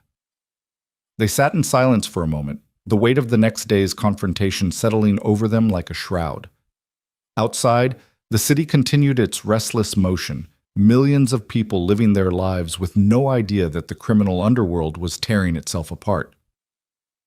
"I need to ask you something," Victor said finally, "and I need the truth." "What?" "When you came to me with those papers that night, when you asked me to sign them, were you planning to leave me or were you planning to trap me?" Isabella considered lying, considered giving him the answer that would make things easier. But she was tired of lies. Tired of games, tired of being someone she wasn't. Both, she said honestly. I was giving you a choice, even if you didn't realize it. If you'd treated me with respect, if you'd actually read what you were signing and asked me about it like a partner, instead of dismissing me like a servant, then maybe things could have been different. But you didn't. You signed without reading because you were so certain I was beneath your notice. And the trap? The trap was real. I wasn't bluffing about the asset transfers. I took what I needed to protect our child and myself. Whether that was betrayal or self-preservation depends on your perspective. Victor was quiet for a long time. When he finally spoke, his voice was thoughtful. My father once told me that the difference between a good boss and a great one is knowing when you've been outplayed. Good bosses fight reality until it destroys them. Great bosses adapt. Which one are you? I'm still figuring that out. He turned to look at her, really look at her, in the dim light of the cheap apartment. But I know this. I underestimated you. Treated you like an ornament when you were a weapon. That was my mistake. One I won't make again. Is that an apology? It's an acknowledgement. Whether that becomes an apology depends on whether we survive the next 48 hours. Isabella laughed despite everything, despite the fear and exhaustion and danger, because there was something darkly funny about sitting in a queen's apartment with her Mafia husband, their home burned to the ground, their lives in danger, discussing relationship dynamics. Get some rest, Victor said again. I'll keep watch with Tony. We'll figure out the details of tomorrow's presentation in the morning. But Isabella shook her head. No, we figure it out now, because the Volkovs won't be resting. They'll be preparing their own presentation, their own narrative, and whoever tells the better story tomorrow night wins. It's that simple. So they worked through the night, two people who'd spent 6 years as strangers finally learning to speak the same language. Isabella outlined the evidence she had access to, the witnesses she could produce, the financial trails she could expose. Victor contributed his own knowledge of commission politics, of who could be swayed and who was already lost, of what arguments would resonate and what would fall flat. By the time dawn light filtered through the cheap blinds, they had a strategy, risky, audacious, dependent on a dozen factors going exactly right. But it was something, and in their world, something was better than nothing. You should eat, Victor said as the morning sun climbed higher. You haven't had anything since before the gala. Isabella realized he was right. Her stomach was hollow, and the baby was making its displeasure known with sharp kicks. There's not much here. Some crackers. Canned soup. I'll send Tony out for food. Something substantial. You need your strength. The concern in his voice was unfamiliar. Strange. Victor had provided for her materially throughout their marriage. Designer clothes, expensive jewelry, a luxurious home, but he'd never before concerned himself with whether she'd eaten or rested. Those were details beneath his notice. Things were changing between them. The crisis was burning away pretense, leaving only what was real. Tony returned an hour later with breakfast sandwiches and coffee. They ate in silence, each lost in their own thoughts. Isabella found herself studying the two men who would stand beside her when she faced the commission. Tony, loyal to Victor for 15 years, who'd taken a bullet for him in Detroit and never asked for anything in return, and Victor himself, complex and dangerous and finally seeing her as something more than decoration. It's almost time, Tony said, checking his watch. If we're going to get your witness from protection, we need to move soon. The meeting's at 8. That gives us 12 hours to gather everything and get to the Castellano estate. Isabella nodded and stood, her body protesting the movement. 6 months pregnant and running on no sleep after the most harrowing night of her life. She should be terrified, should be broken. Instead, she felt focused, clear, ready, because tonight the invisible wife was going to become very visible indeed. And the underworld was going to learn that Isabella Moretti was no one's victim. She was the queen who'd been playing a long game, and the endgame was about to begin. The witness lived in a small house in suburban New Jersey under the name Robert Chen, though Isabella knew him as Giuseppe Moreno, the mechanic who'd sabotaged Carlo Benedetti's car 18 months ago. She'd found him through her father's network, that invisible web of informants and assets that Marco Russo had spent 15 years cultivating. Giuseppe had been paid $50,000 by a Volkov intermediary to cut the brake lines just enough that they'd fail at highway speed. The job had been professional, untraceable, perfect. Except Giuseppe had kept the down payment envelope with the Volkov family crest embossed on it. Insurance, he'd called it. Proof that he was just following orders if anyone ever came asking questions. Isabella had been asking questions for over a year. She'd tracked Giuseppe through 3 name changes and 2 states before finding him working at a tire shop in Newark. She'd paid him $10,000 for his silence and his testimony when the time came. That time was now. Tony drove while Victor sat in the back seat with Isabella, his phone pressed to his ear as he made call after call to his remaining loyal soldiers. The organization was fracturing. Some men weren't answering. Others were hedging, asking careful questions about who was winning before they committed to either side. A few had already defected to the Volkovs, their betrayal confirmed by intelligence Tony's contacts had gathered overnight. "We're losing people by the hour," Victor said grimly after ending another call. "The Volkovs are offering better terms, protection, territory. They're painting me as a sinking ship and themselves as the future." "Then we change the narrative tonight," Isabella said. She was exhausted, her body aching from too much stress and too little rest, but her mind was sharp, focused. "We make them understand that the Volkovs aren't offering partnership, they're offering subjugation, and we have proof." The tire shop was a squat cinder block building wedged between a bodega and a laundromat. Tony parked across the street, his eyes scanning for threats, for surveillance, for any indication that the Volkovs had anticipated this move. But the street was quiet, just another working-class neighborhood where people minded their business and didn't ask questions. "Stay in the car," Victor told Isabella. "Tony and I will get him." "No." Isabella was already opening her door. "Giuseppe knows me, trusts me. If you two walk in there looking like you do, he'll run. Let me talk to him first." Victor's jaw tightened, but he nodded. 5 minutes. Then we come in regardless." Isabella crossed the street slowly, one hand supporting her lower back, the other resting on her belly. The baby was quieter now, conserving energy perhaps, or simply responding to her mother's forced calm. Through the tire shop's grimy windows, she could see Giuseppe bent over an engine, his hands black with grease, his face lined with the kind of exhaustion that came from running and never feeling safe. A bell chimed when she pushed open the door. Giuseppe looked up, and his face went white as paper. "Mrs. Moretti," he breathed, straightening. His hands fumbled for a rag, wiping uselessly at the grease. "You shouldn't be here. If anyone sees—" "We need to talk, Giuseppe. Somewhere private." Isabella glanced toward the small office at the back of the shop. "Now." He hesitated, his eyes darting to the street outside, clearly calculating his chances of running. But Isabella had chosen him for a reason. Giuseppe Moreno was many things: a killer, a traitor to his former employers, a man living on borrowed time. But he wasn't stupid. He knew that if Isabella Moretti had found him, running was pointless. He led her to the office and closed the door. The space was cramped and cluttered with paperwork, the air thick with the smell of motor oil and fear.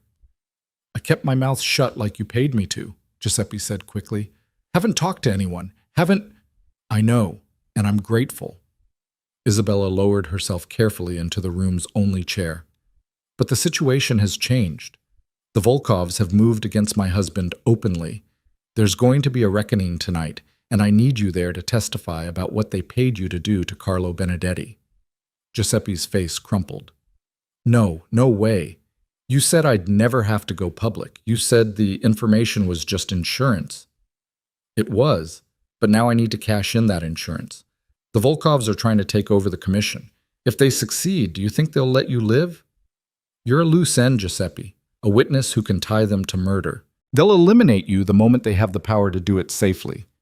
And if I testify against them, they'll kill me anyway. Faster, probably. More painfully." Isabella leaned forward, her voice dropping to the low, intense tone she'd learned from watching Victor negotiate. "If you testify, you'll have the protection of every family on the commission. You'll have witness protection from the federal government if you want it. You'll have a future instead of just borrowed time." She paused, letting that sink in. "And I'll pay you another $100,000. Cash. Untraceable." Giuseppe's eyes widened. You're serious? Completely. But I need your answer now. My husband is across the street with armed men. I can either walk out of here with you as a cooperative witness, or you can refuse and take your chances with the Volkovs finding you on their own. Isabella's smile was cold. And they will find you, Giuseppe. They're very thorough about eliminating loose ends. The mechanic slumped against the desk, defeat written across his features. He was trapped, and he knew it. Trapped by his own greed 18 months ago when he'd accepted blood money. Trapped now by the consequences of that choice. What do I have to do? He asked quietly. Tell the truth. Show them the evidence. Convince them that the Volkovs are a threat to everyone, not just the Morettis. Isabella stood slowly. And stay alive long enough for this to matter. 10 minutes later, they were back in the car with Giuseppe squeezed between Tony and a cooler full of evidence documents. The mechanic looked like he was going to be sick, his face gray and sweaty. Isabella felt a distant pang of sympathy. She dragged this man into the spotlight, turned him from a hidden chess piece into a visible player on the board. If things went wrong tonight, he'd be the first casualty. But she couldn't afford sympathy, not now, not when everything was balanced on a knife's edge. They spent the rest of the day in the Queen's apartment preparing. Isabella reviewed her evidence files until she could recite them from memory. Victor coordinated with his remaining loyal soldiers, building a security perimeter around the Castellano estate that would make assassination difficult, if not impossible. Tony drilled Giuseppe on his testimony, making sure the nervous mechanic wouldn't freeze or contradict himself under pressure. By 7 o'clock, Isabella's body was screaming for rest. Her feet were swollen. Her back ached. The baby was kicking constantly, disturbed by the stress hormones flooding her system. She needed to lie down, needed to sleep, needed to not be 6 months pregnant in the middle of a Mafia war. But she was all of those things, so she pushed the discomfort aside and focused on the immediate task. Survival first, comfort later. If there was a later. You should change, Victor said, gesturing to the garment bag he'd had Tony retrieve from one of his untouched properties.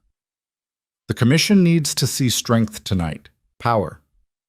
Isabella unzipped the bag and found a dress inside. Black silk, elegantly cut to accommodate her pregnancy, paired with jewelry that managed to be both understated and unmistakably expensive. Victor had chosen well. The outfit struck exactly the right balance between respectability and danger. She changed in the apartment's tiny bathroom, studying herself in the mirror. 6 years ago, she'd been a frightened girl playing dress-up in a world that would destroy her if she showed weakness. Now she was something else. Someone else.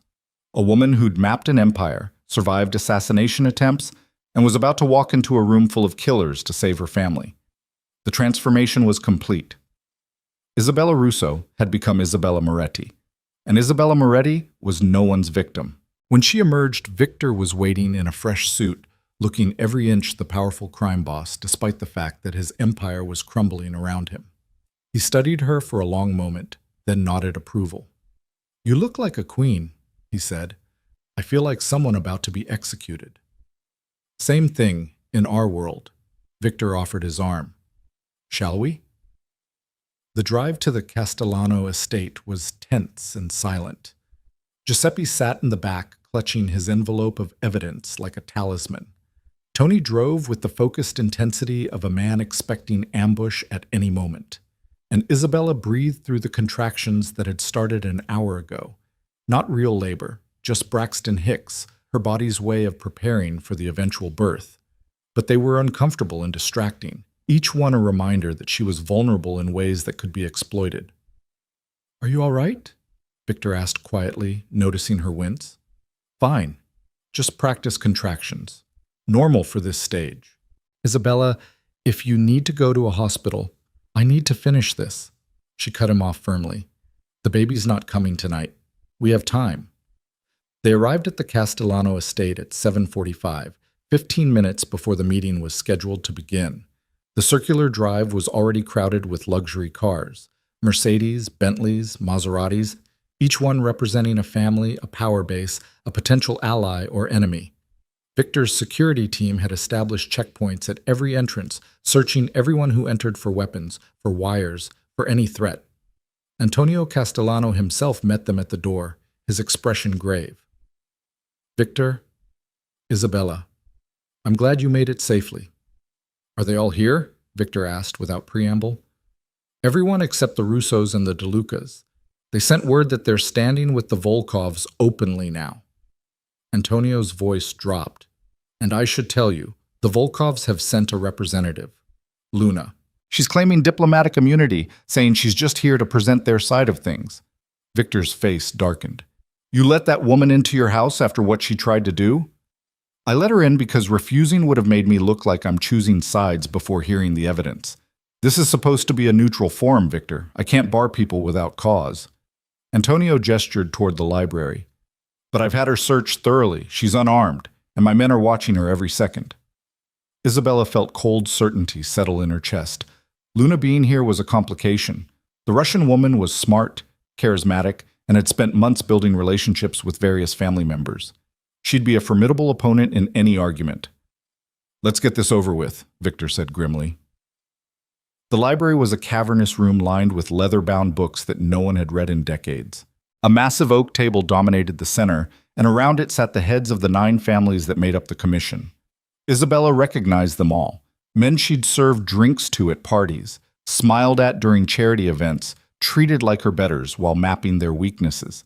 Now she was going to stand before them as an equal, as someone with power. The conversations died as Victor entered. Every eye turned to assess, to judge, to calculate. Isabella could feel their gazes sliding over her, dismissing her as they always had, focusing on Victor as the only person who mattered. That was going to change very soon. "Gentlemen," Victor said, his voice carrying the authority of a man who'd built an empire through force of will. "Thank you for coming on short notice. I know there have been rumors, accusations, questions about my stability, my reliability, my future." He paused, letting the weight of those words settle. "Tonight, I'm going to answer those questions. And I'm going to show you that the real threat isn't the Moretti family, it's the Volkovs." "Bold words from a man whose house burned down last night," said Michael Caruso, head of the Caruso family and Victor's oldest rival, "whose warehouses were destroyed, whose organization is hemorrhaging soldiers by the hour. Attacks that were orchestrated by the Volkovs as part of a systematic campaign to destabilize my family and take my territory," Victor shot back. "But I have proof. Evidence that shows the Volkovs have been at war with all of us for over a year, that they murdered one of our own and made it look like an accident." That got their attention. Conversations erupted around the table. Antonio called for order, banging a gavel that seemed absurd in its formality, given the context. "Those are serious accusations," Antonio said when the room quieted. "Do you have proof to back them up?" "I do." Victor gestured to Isabella. "My wife has been investigating the Volkovs for months. She has financial records, communication intercepts, witness testimony. Everything you need to understand the scope of their operation." Isabella stepped forward, acutely aware of every eye on her now, not dismissive anymore. Curious, skeptical, waiting to see if the quiet wife had anything of substance to say. She opened her folder and pulled out the first document. 18 months ago, Carlo Benedetti died in what was ruled a mechanical failure. His car's brakes failed at highway speed. Investigation found nothing suspicious. She slid the document across the table. "This is a payment record showing $50,000 transferred from a Volkov shell company to a mechanic named Giuseppe Moreno 2 days before Carlo's death." The men passed the document around, studying it carefully. "Could be coincidence," Michael said. "Could be for legitimate work." "It could be," Isabella agreed. "Except Giuseppe Moreno is here tonight, and he's prepared to testify that he was paid specifically to sabotage Carlo's brakes, that he was given explicit instructions on how to make it look like mechanical failure, that he kept the payment envelope as insurance." Tony brought Giuseppe forward. The mechanic looked terrified, his hands shaking as he clutched his envelope. But when he spoke, his voice was steady. "I cut the brake lines on Mr. Benedetti's car. I was paid by a man who worked for Dmitry Volkov. He told me it had to look natural, had to be untraceable. I did the job, took the money, and thought that was the end of it." Giuseppe's eyes swept the room. "But Mrs. Moretti found me, paid me to keep quiet and keep the evidence. I've been sitting on this for 18 months, waiting for it to matter. I guess it matters now. He placed the envelope on the table. Antonio opened it carefully, pulling out a cream-colored envelope with the Volkov family crest embossed in gold. Inside was a note with payment details and instructions, all in Russian. The room exploded in angry conversation. Carlo Benedetti had been respected, his death mourned. If the Volkovs had killed him, had gotten away with it, had been operating within the Commission's territory with impunity, "This proves nothing," a voice cut through the chaos. Luna stood in the doorway, elegant and composed despite being in a room full of men who had reason to want her dead. A mechanic's testimony? Payment records that could be fabricated? You'll need more than that to convince anyone. "Then let's talk about you," Isabella said calmly. She pulled out another document. "Your real name is Svetlana Volkov. You stole the identity of a dead woman and infiltrated my husband's life with the explicit goal of destroying him. I have communications between you and your uncle discussing strategy, timeline, and methodology." Luna's smile didn't waver. "More fabricated evidence. Ich bohr us, Mrs. Moretti is desperate to save her failing marriage and her husband's dying empire. She'll say anything, produce anything, to make herself seem valuable." "Is that why you fled the gala last night?" Isabella challenged. "Why you ran the moment I exposed your identity? Innocent people don't run." "I ran because I was being threatened by armed men in a hostile environment. Self-preservation, not guilt." Luna turned to address the commission directly. "Gentlemen, I'm here tonight representing the Volkov family's interests. We're prepared to make a very generous offer. Territory, trade routes, protection. All we ask is that you recognize reality. The Moretti family is finished. Victor's made too many enemies, too many mistakes. Aligning with him now is suicide. Aligning with us is the future." Several of the family heads nodded thoughtfully. Isabella felt the room slipping away, felt Luna's charisma and confidence winning hearts and minds despite the evidence. She needed something bigger, something undeniable. "Show them the medical report," Victor said quietly. Isabella hesitated. This was the card she'd been holding back, the proof that would destroy any remaining credibility Luna had, but would also expose her own vulnerability. Once the commission knew about the poisoning attempt, they'd know she'd been targeted, been considered weak enough to attack. But there was no choice. Not anymore. She pulled out the toxicology report from the private lab she'd used to test Victor's vitamins, the ones Luna had been slowly lacing with poison. The document showed lethal levels of arsenic in the pills, enough to kill within weeks if administered consistently. "Luna had access to my husband's private bathroom," Isabella explained, sliding the report across the table. "She was slowly poisoning him, making him sick enough to seem weak, unstable, prone to mistakes. The plan was for him to die of apparent natural causes: stress, overwork, perhaps a heart attack. No investigation, no questions, just convenient timing for the Volkovs to step into the power vacuum. The family heads studied the report with new intensity. This was different from financial records or testimony. This was attempted murder of one of their own, an attack on the commission itself. Luna's composure finally cracked. "That's a lie. I never had access to—" "You had access to everything," Victor interrupted, his voice cold fury. "I gave you keys, codes, trusted you because I was too arrogant to see what was right in front of me. But my wife saw. She's been watching you for months, documenting everything. And she saved my life by swapping the poisoned vitamins for placebos before they could kill me." He turned to the commission. "The Volkovs aren't offering partnership. They're offering subjugation. They kill those who won't bend. They infiltrate. They poison. They lie. And if you accept their terms tonight, you'll be next. Maybe not tomorrow, maybe not next year. But eventually, they'll decide you're an obstacle and you'll end up like Carlo Benedetti, dead in a way that looks natural." The silence that followed was absolute. Isabella could see the calculations happening behind every set of eyes, reassessing, reconsidering, weighing evidence against opportunity. Michael Caruso spoke first, his voice thoughtful. "These are serious accusations. If true, the Volkovs have committed acts of war against the Commission that can't be ignored or forgiven."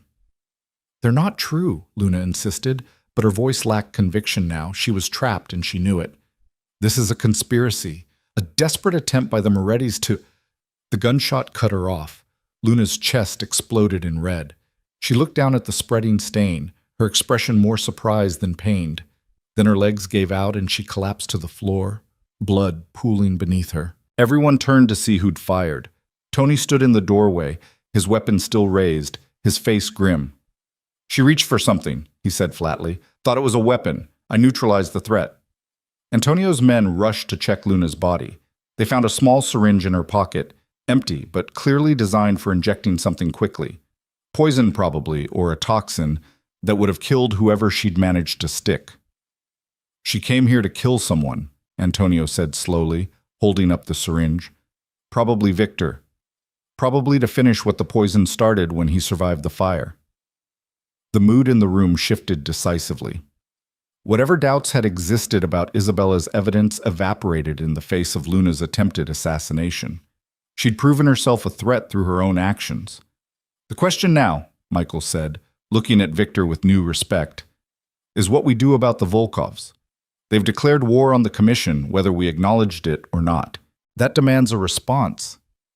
"A unified response," Antonio agreed.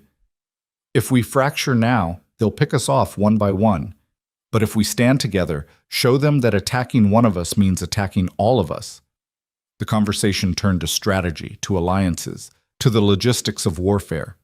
Isabella listened with half her attention, the other half focused on the body bleeding out on Antonio's expensive carpet. Luna Volkov had been beautiful, intelligent, dangerous, and now she was just meat cooling on the floor. This was Isabella's world now. Not the world of charity galas and polite conversation, but the world of blood and consequence. The world where mistakes were fatal and weakness was death. She'd chosen this path when she'd decided to fight instead of surrender. Chosen it when she'd mapped Victor's empire instead of accepting her role as ornamental wife. And now she had to live with the reality of that choice. Victor's hand found hers under the table, his grip warm and solid. "You did well," he murmured. "You saved us."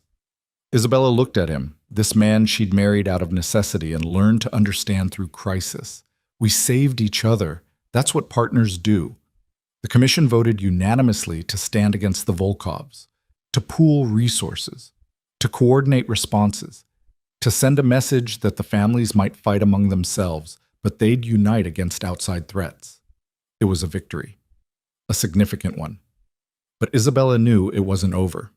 The Volkovs still had resources, still had allies, still had Dmitri himself, alive and plotting in Moscow despite her bluff to Luna. The war was just beginning. And as another contraction rippled through her belly, Isabella realized with cold certainty that she might not survive to see the end of it.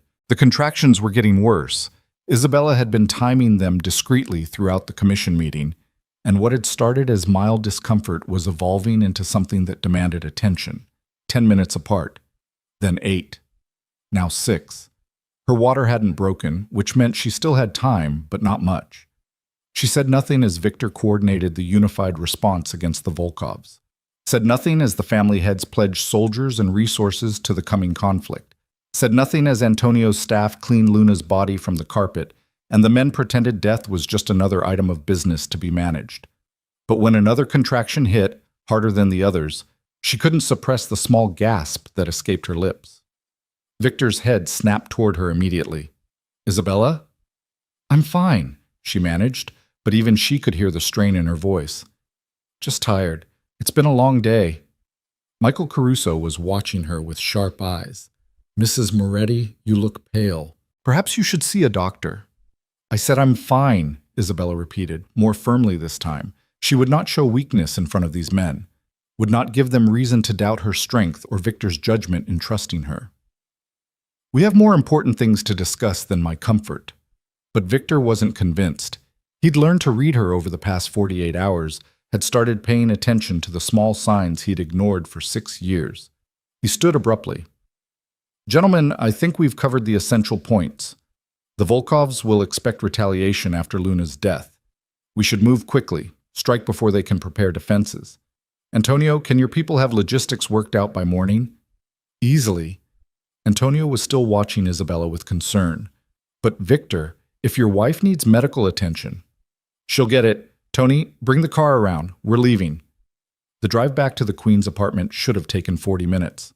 They made it in 25, with Tony running red lights and weaving through traffic, while Victor held Isabella's hand in the back seat. The contractions were 4 minutes apart now, each one a vice grip around her midsection that left her breathless. "We should go to a hospital," Victor said for the third time. "No hospitals. They'll find us there. The Volkovs will hear that I'm vulnerable and they'll strike." Isabella breathed through another contraction, counting seconds until it passed. "I have a doctor, someone my father used. Discreet, off the books. Call Marie. She has the number." Victor made the call while Tony drove like the devil himself was chasing them. The doctor, an elderly woman named Dr. Sarah Chen, who'd been delivering babies for criminal families for 40 years, agreed to meet them at the apartment within the hour. She asked no questions, quoted no prices, simply confirmed the address and disconnected. They were climbing the stairs to the third floor when Isabella's water broke. The rush of fluid was sudden and unmistakable, soaking through her dress and pooling on the worn carpet. She stopped mid-step, one hand gripping the railing, the other pressed to her belly. "That's not supposed to happen yet," she said, and for the first time since this nightmare began, she sounded truly frightened. "I'm only 6 months. The baby's not ready. It's too early." "We're getting you inside and we're getting you help," Victor said firmly. He lifted her into his arms despite her pregnancy weight, carrying her the rest of the way up the stairs like she weighed nothing. Tony ran ahead to open the apartment door. They had barely gotten Isabella onto the bed when Dr. Chen arrived, a small Asian woman in her 70s with steady hands and calm eyes that had seen every complication imaginable. She examined Isabella with efficient professionalism while Victor paced the small bedroom like a caged animal. "How bad is it?" he demanded. "Can you stop the labor? The baby's too early. We need to—" "Mr. Moretti, I need you to step outside," Dr. Chen said without looking up from her examination. "You're making your wife more anxious, which is making the situation worse." "I'm not leaving her." "Victor, go," Isabella managed between contractions. "Let her work. I'll be fine." He looked like he wanted to argue, but Tony appeared in the doorway and physically pulled him out of the room. "Boss, she knows what she's doing. Let her do it." Dr. Chen worked in silence for several minutes, checking vitals, measuring dilation, assessing the baby's position. When she finally spoke, her voice was measured and professional. "You're in active labor. The baby's coming whether we want it to or not. Given the circumstances, the stress, the trauma of the past 2 days, this isn't entirely surprising. Your body's been flooded with adrenaline and cortisol. That can trigger premature labor." "Can you stop it?" Isabella asked desperately. "No. And I wouldn't recommend trying even if I could. You're already 5 centimeters dilated. The baby's heart rate is good, position is good. Your body knows what it's doing, Isabella. We just need to help it along safely." "But 6 months, that's too early. The baby's lungs aren't developed. The survival rate—" "You're closer to 7 months than 6, Dr. Chen corrected gently. "I'd estimate you're at about 28 weeks. That's premature, yes, but viable. We'll manage the birth here, and then we'll need to get the baby to a NICU as quickly as possible. I have contacts at 3 different hospitals. We'll find one that's secure." Another contraction hit, harder than any before. Isabella screamed despite her best efforts to stay quiet. The pain was overwhelming, a tidal wave that drowned everything else. Dr. Chen called for Victor. He burst back into the room, his face white with fear. "What's happening? What's wrong?" "Nothing's wrong. This is normal labor progression. But I need your help." Dr. Chen positioned him beside the bed. "Hold her hand. Talk to her. Keep her focused and breathing. Can you do that?" Victor nodded mutely, taking Isabella's hand in both of his. Her grip was crushing, nails digging into his skin hard enough to draw blood, but he didn't flinch. "I'm here," he said quietly. "I'm not going anywhere. You're going to get through this, Bella. You're the strongest person I've ever met. You can do this." The hours that followed were a blur of pain and effort. Dr. Chen coached Isabella through each contraction, each push, each moment when her body demanded more than she thought she could give. Victor stayed beside her the entire time, his presence a constant anchor in the chaos. At some point, Tony appeared with towels and water. At another point, Marie arrived, summoned by some instinct or phone call Isabella hadn't been aware of, and the older woman's face was wet with tears as she held Isabella's other hand. "You're doing beautifully," Marie whispered. "Just a little more. Just a little further." Isabella wanted to scream that she couldn't do more, couldn't go further, that her body was breaking apart and taking her sanity with it. But she'd never surrendered to anything in her life, and she wasn't about to start now. So she pushed through pain that felt like dying, pushed through exhaustion that made her vision swim, pushed through every instinct that screamed for her to stop. And finally, after what felt like a lifetime compressed into 4 hours, she heard it, a cry, thin and weak, but unmistakably alive. "It's a girl," Dr. Chen announced, holding up a tiny red-faced creature that couldn't have weighed more than 3 pounds. "She's small, but she's breathing on her own. That's excellent." Isabella collapsed against the pillows, her body trembling with exhaustion and relief and fear. A daughter. She had a daughter. Victor's daughter. A tiny, fragile life that had arrived too early into a world at war.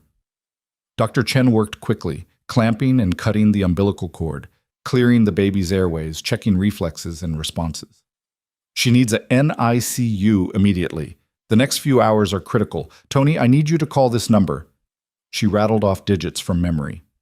"Tell them Dr. Chen is sending an emergency premature infant. They'll have everything ready."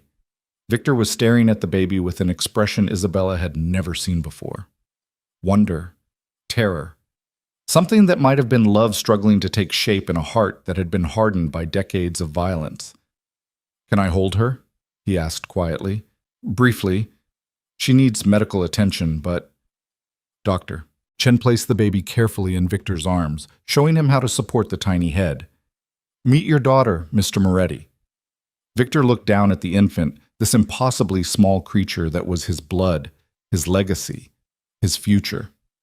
And Isabella watched something fundamental shift in his expression. All the calculation, all the strategic thinking, all the careful control, it shattered against the reality of holding his child. "She's so small," he breathed, "so fragile." "She's a fighter," Isabella said weakly.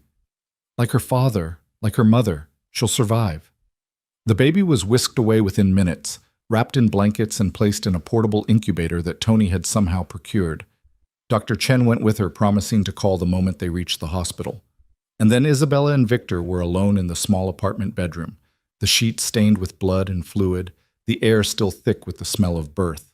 "You need to rest," Victor said, but he made no move to leave her side. "You've lost blood. You need—" "I need to know we're safe," Isabella interrupted. "The baby's safe. That the Volkovs can't reach her in the hospital. I've already got people moving into position. The hospital will be locked down tighter than a federal prison. No one gets near our daughter without going through a dozen armed guards." Victor's hand found hers again, gentler this time. "She's safe, Isabella. I promise you that." Isabella wanted to believe him, wanted to surrender to the exhaustion pulling at her consciousness. But she'd spent too long trusting no one, protecting herself, always watching for the knife at her back. "What happens now?" she asked. "With the Volkovs? With the commission? With us?" "Now we finish what we started," Victor said grimly. "The commission is unified. The Volkovs are exposed, and they're going to pay for everything they've done, for Carlo, for the attacks, for putting you and our daughter at risk. And then what? We go back to the way things were? You running your empire while I play the invisible wife?" Victor was quiet for a long moment. When he spoke, his voice carried a weight that suggested real thought, real consideration. "No, we can't go back. Too much has changed. You've changed. I've changed. What we had before, that wasn't a marriage. It was a business arrangement at best, a prison at worst. So what are you proposing?" "I'm proposing we start over. Actually start over, not just rearrange the same broken pieces." He looked at her directly, his dark eyes holding hers. "I'm proposing we become the partners you said we should have been from the beginning. Equal partners. Not master and servant, not owner and property. Two people building something together because we choose to, not because we're trapped." Isabella studied his face, searching for the lie, the manipulation, the angle. But exhaustion had stripped away Victor's masks too. What she saw was just a man, flawed and dangerous, yes, but also capable of growth, capable of change. "I'll need proof," she said finally. "Not promises, proof. Real partnership means real power, real decision-making authority, real respect. Then I'll prove it. Starting tomorrow, you'll have access to everything. Financial records, strategic planning, personnel decisions. You want to be a partner? Fine. Be a partner. Show me what that strategic mind of yours can do when it's working with me instead of against me. It was more than Isabella had expected. More than she'd dared hope for when she'd first confronted Victor with those papers weeks ago. But the cynic in her, the part that had been shaped by her father's paranoia and 6 years of invisible survival, wasn't ready to fully believe. "And if I decide I still want that divorce," she asked, "if I take my daughter and my trust fund and disappear?" "Then I won't stop you," Victor said quietly. "I won't hunt you down. Won't threaten you. Won't use the baby as leverage. You'll be free to go, with my blessing and my protection for as long as you need it." He paused. "But I'm hoping you won't want to. I'm hoping you'll give us a real chance." Before Isabella could respond, her phone buzzed. Dr. Chen calling from the hospital.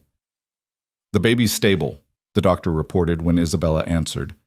"She's in the NICU, on oxygen support, but her vitals are good. She's a fighter, Isabella, small but strong.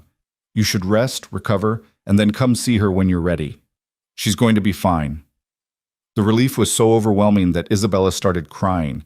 Not delicate tears, but great racking sobs that shook her entire body. All the stress of the past days, all the fear and exhaustion and pain came pouring out in a flood she couldn't control. Victor held her through it, his arms careful around her damaged body, his presence solid and real. And for the first time in 6 years, Isabella let herself believe that maybe she wasn't alone in this fight. Maybe she'd finally found someone who could stand beside her instead of above her. The war with the Volkovs moved swiftly after that. The commission struck coordinated attacks across 3 countries, hitting the Volkov family's financial infrastructure, their supply chains, their political connections. It was brutal, efficient, and comprehensive. Within a week, Dmitry Volkov was arrested by Interpol on charges of arms trafficking and money laundering. Within 2 weeks, his organization was fractured beyond repair, his remaining loyalists either dead or imprisoned. The evidence Isabella had gathered, the financial records, the communications, the witness testimony, had been the foundation for everything. The commission used it to justify their actions to law enforcement, painting themselves as concerned citizens helping bring down a dangerous criminal enterprise. It was a masterful piece of political theater, and it worked. Victor's reputation not only recovered, but grew stronger. The man who'd survived assassination attempts, exposed a foreign infiltration, and unified the commission was no longer just another crime boss. He was a legend, a survivor, a strategist who'd outmaneuvered enemies on multiple fronts. But Isabella knew the truth. Victor hadn't done any of that alone. She'd been the strategist, the planner, the one who'd seen the patterns and connected the dots. And for the first time, Victor acknowledged that publicly. At the commission's victory dinner 2 weeks after the baby's birth, he'd stood and raised his glass. "To my wife," he'd said, his voice carrying across the room, "who saved us all, who saw threats I was too blind to notice, who proved that intelligence and strategy matter more than brute force. Isabella Moretti is the reason the Volkovs failed, and she's the reason we're standing here tonight instead of attending funerals." The applause had been genuine. The respect in the family head's eyes had been real.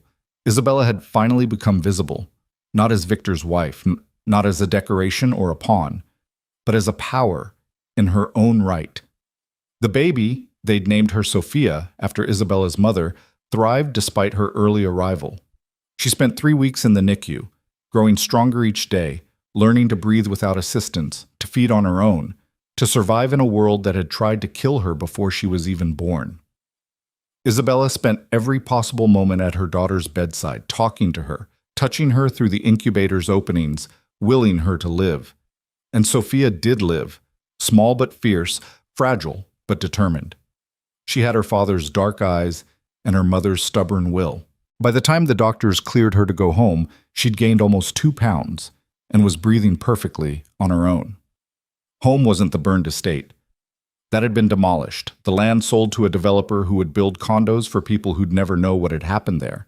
Instead, Victor had purchased a new property, smaller than the old estate, but more defensible, with security systems that incorporated every lesson Isabella had taught him about vulnerability. More importantly, the new house had been purchased in both their names: joint ownership, joint control. The first of many changes Victor had made to prove he was serious about partnership. He'd given Isabella full access to the organization's finances, let her sit in on strategy meetings, asked for her opinion on personnel decisions and business expansions. At first, the soldiers had been skeptical, uncertain how to treat the boss's wife, who was suddenly their boss too. But Isabella had won them over the same way she'd mapped the empire: by paying attention, by understanding what they needed, by proving that she could think strategically about problems they faced.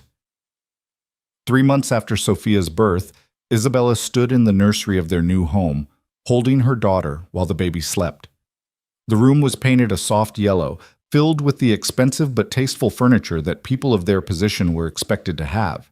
But tucked in the corner was a rocking chair that had belonged to Isabella's mother, one of the few things she'd kept from her old life.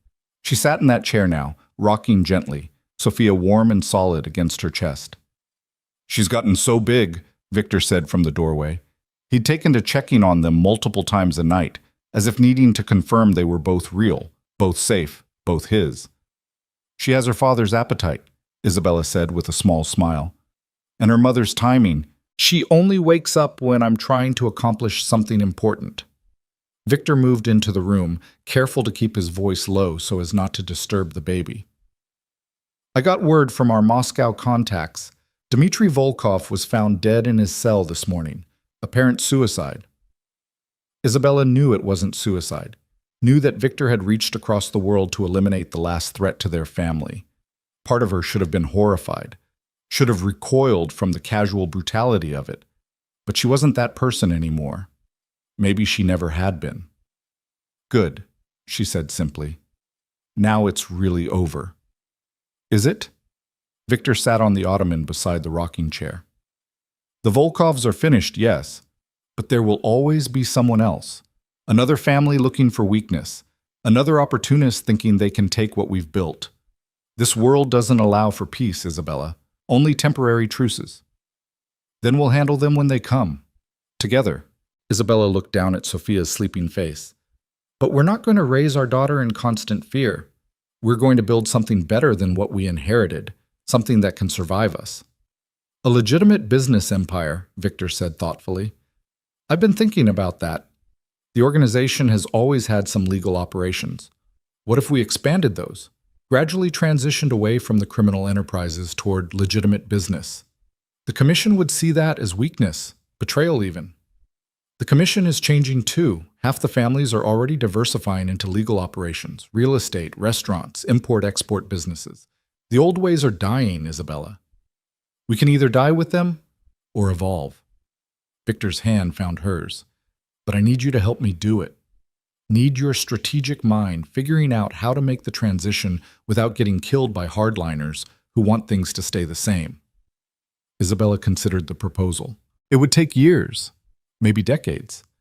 The kind of long-term planning that required patience and precision and the willingness to play a game where the end game was measured in generations, not months. It was exactly the kind of challenge she'd been preparing for her entire life. "We'll need to start small," she said, her mind already mapping possibilities. "Identify which operations can be transitioned most easily, build relationships with legitimate business partners, create separation between the criminal enterprises and the legal ones so that when we eventually divest from the criminal side, we're not exposed legally. I'll set up meetings with our lawyers and accountants, get them working on structure and planning." Victor leaned back, a smile playing at his lips. "You know what's funny? 6 months ago, I thought I had everything figured out. Thought I knew how the world worked, what power looked like, how to maintain control. And then my quiet little wife turned out to be the most dangerous person in my life." "I was never your quiet little wife," Isabella corrected. "I was just waiting for the right moment to stop pretending. And I'm glad you did, even if it meant burning my house down and destroying my sense of reality in the process." Victor's expression grew serious. "I'm not going to pretend I'm perfect, Isabella. I'm going to make mistakes.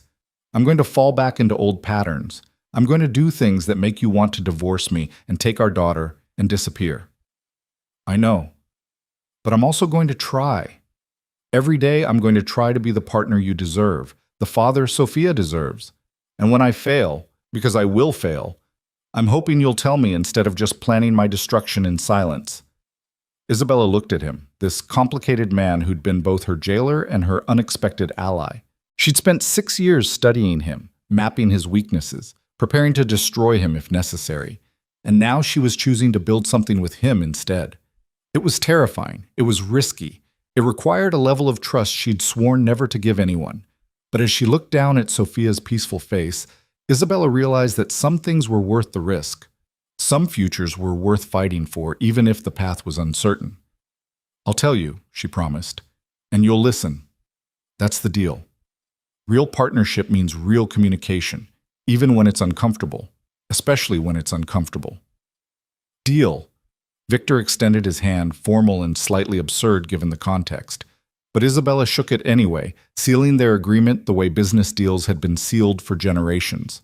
The road ahead wouldn't be easy. There would be challenges from rival families who saw their transition to legitimacy as weakness. There would be federal investigations as law enforcement tried to build cases against them. There would be internal conflicts as soldiers, loyal to the old ways, resisted change. But Isabella had spent her entire life preparing for difficult paths, had learned from her father that survival required constant adaptation, had discovered through her own experience that the most dangerous weapon wasn't a gun or a knife, but the ability to think 3 steps ahead of everyone trying to destroy you. She'd mapped one empire. Now she'd build another. One that her daughter could inherit without the blood and violence that had defined previous generations. One that would transform the Moretti name from a symbol of fear into a symbol of power wielded responsibly. It would take time, would require patience and precision and the willingness to play a long game, but Isabella had always been good at long games. Had proven she could wait years for the perfect moment to strike. This time, though, she wouldn't be striking to destroy. She'd be building to create. And that made all the difference. Sophia stirred in her arms, making the small mewling sounds that meant she'd wake soon and demand feeding. Isabella stood carefully, carrying her daughter toward the changing table. "I've got it," Victor said, surprising her. "You should rest. You've been up with her twice already tonight." "You're sure?" "I'm sure." He took Sophia with practiced care. He'd gotten good at this over the past 3 months, had thrown himself into fatherhood with the same intensity he'd once reserved for business. "Besides, I need the practice.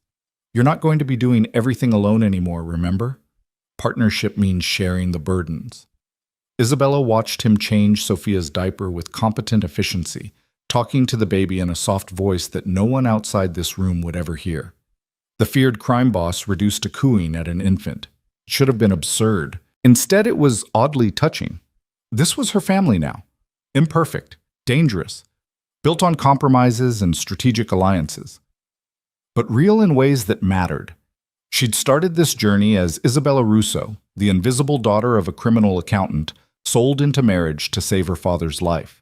She'd become Isabella Moretti, the quiet wife who mapped an empire while pretending to arrange flowers. And now she was evolving again into something new. A mother, a partner, a strategist working to transform violence into something resembling legitimacy. The girl who'd been powerless had become the woman who held an empire's future in her hands.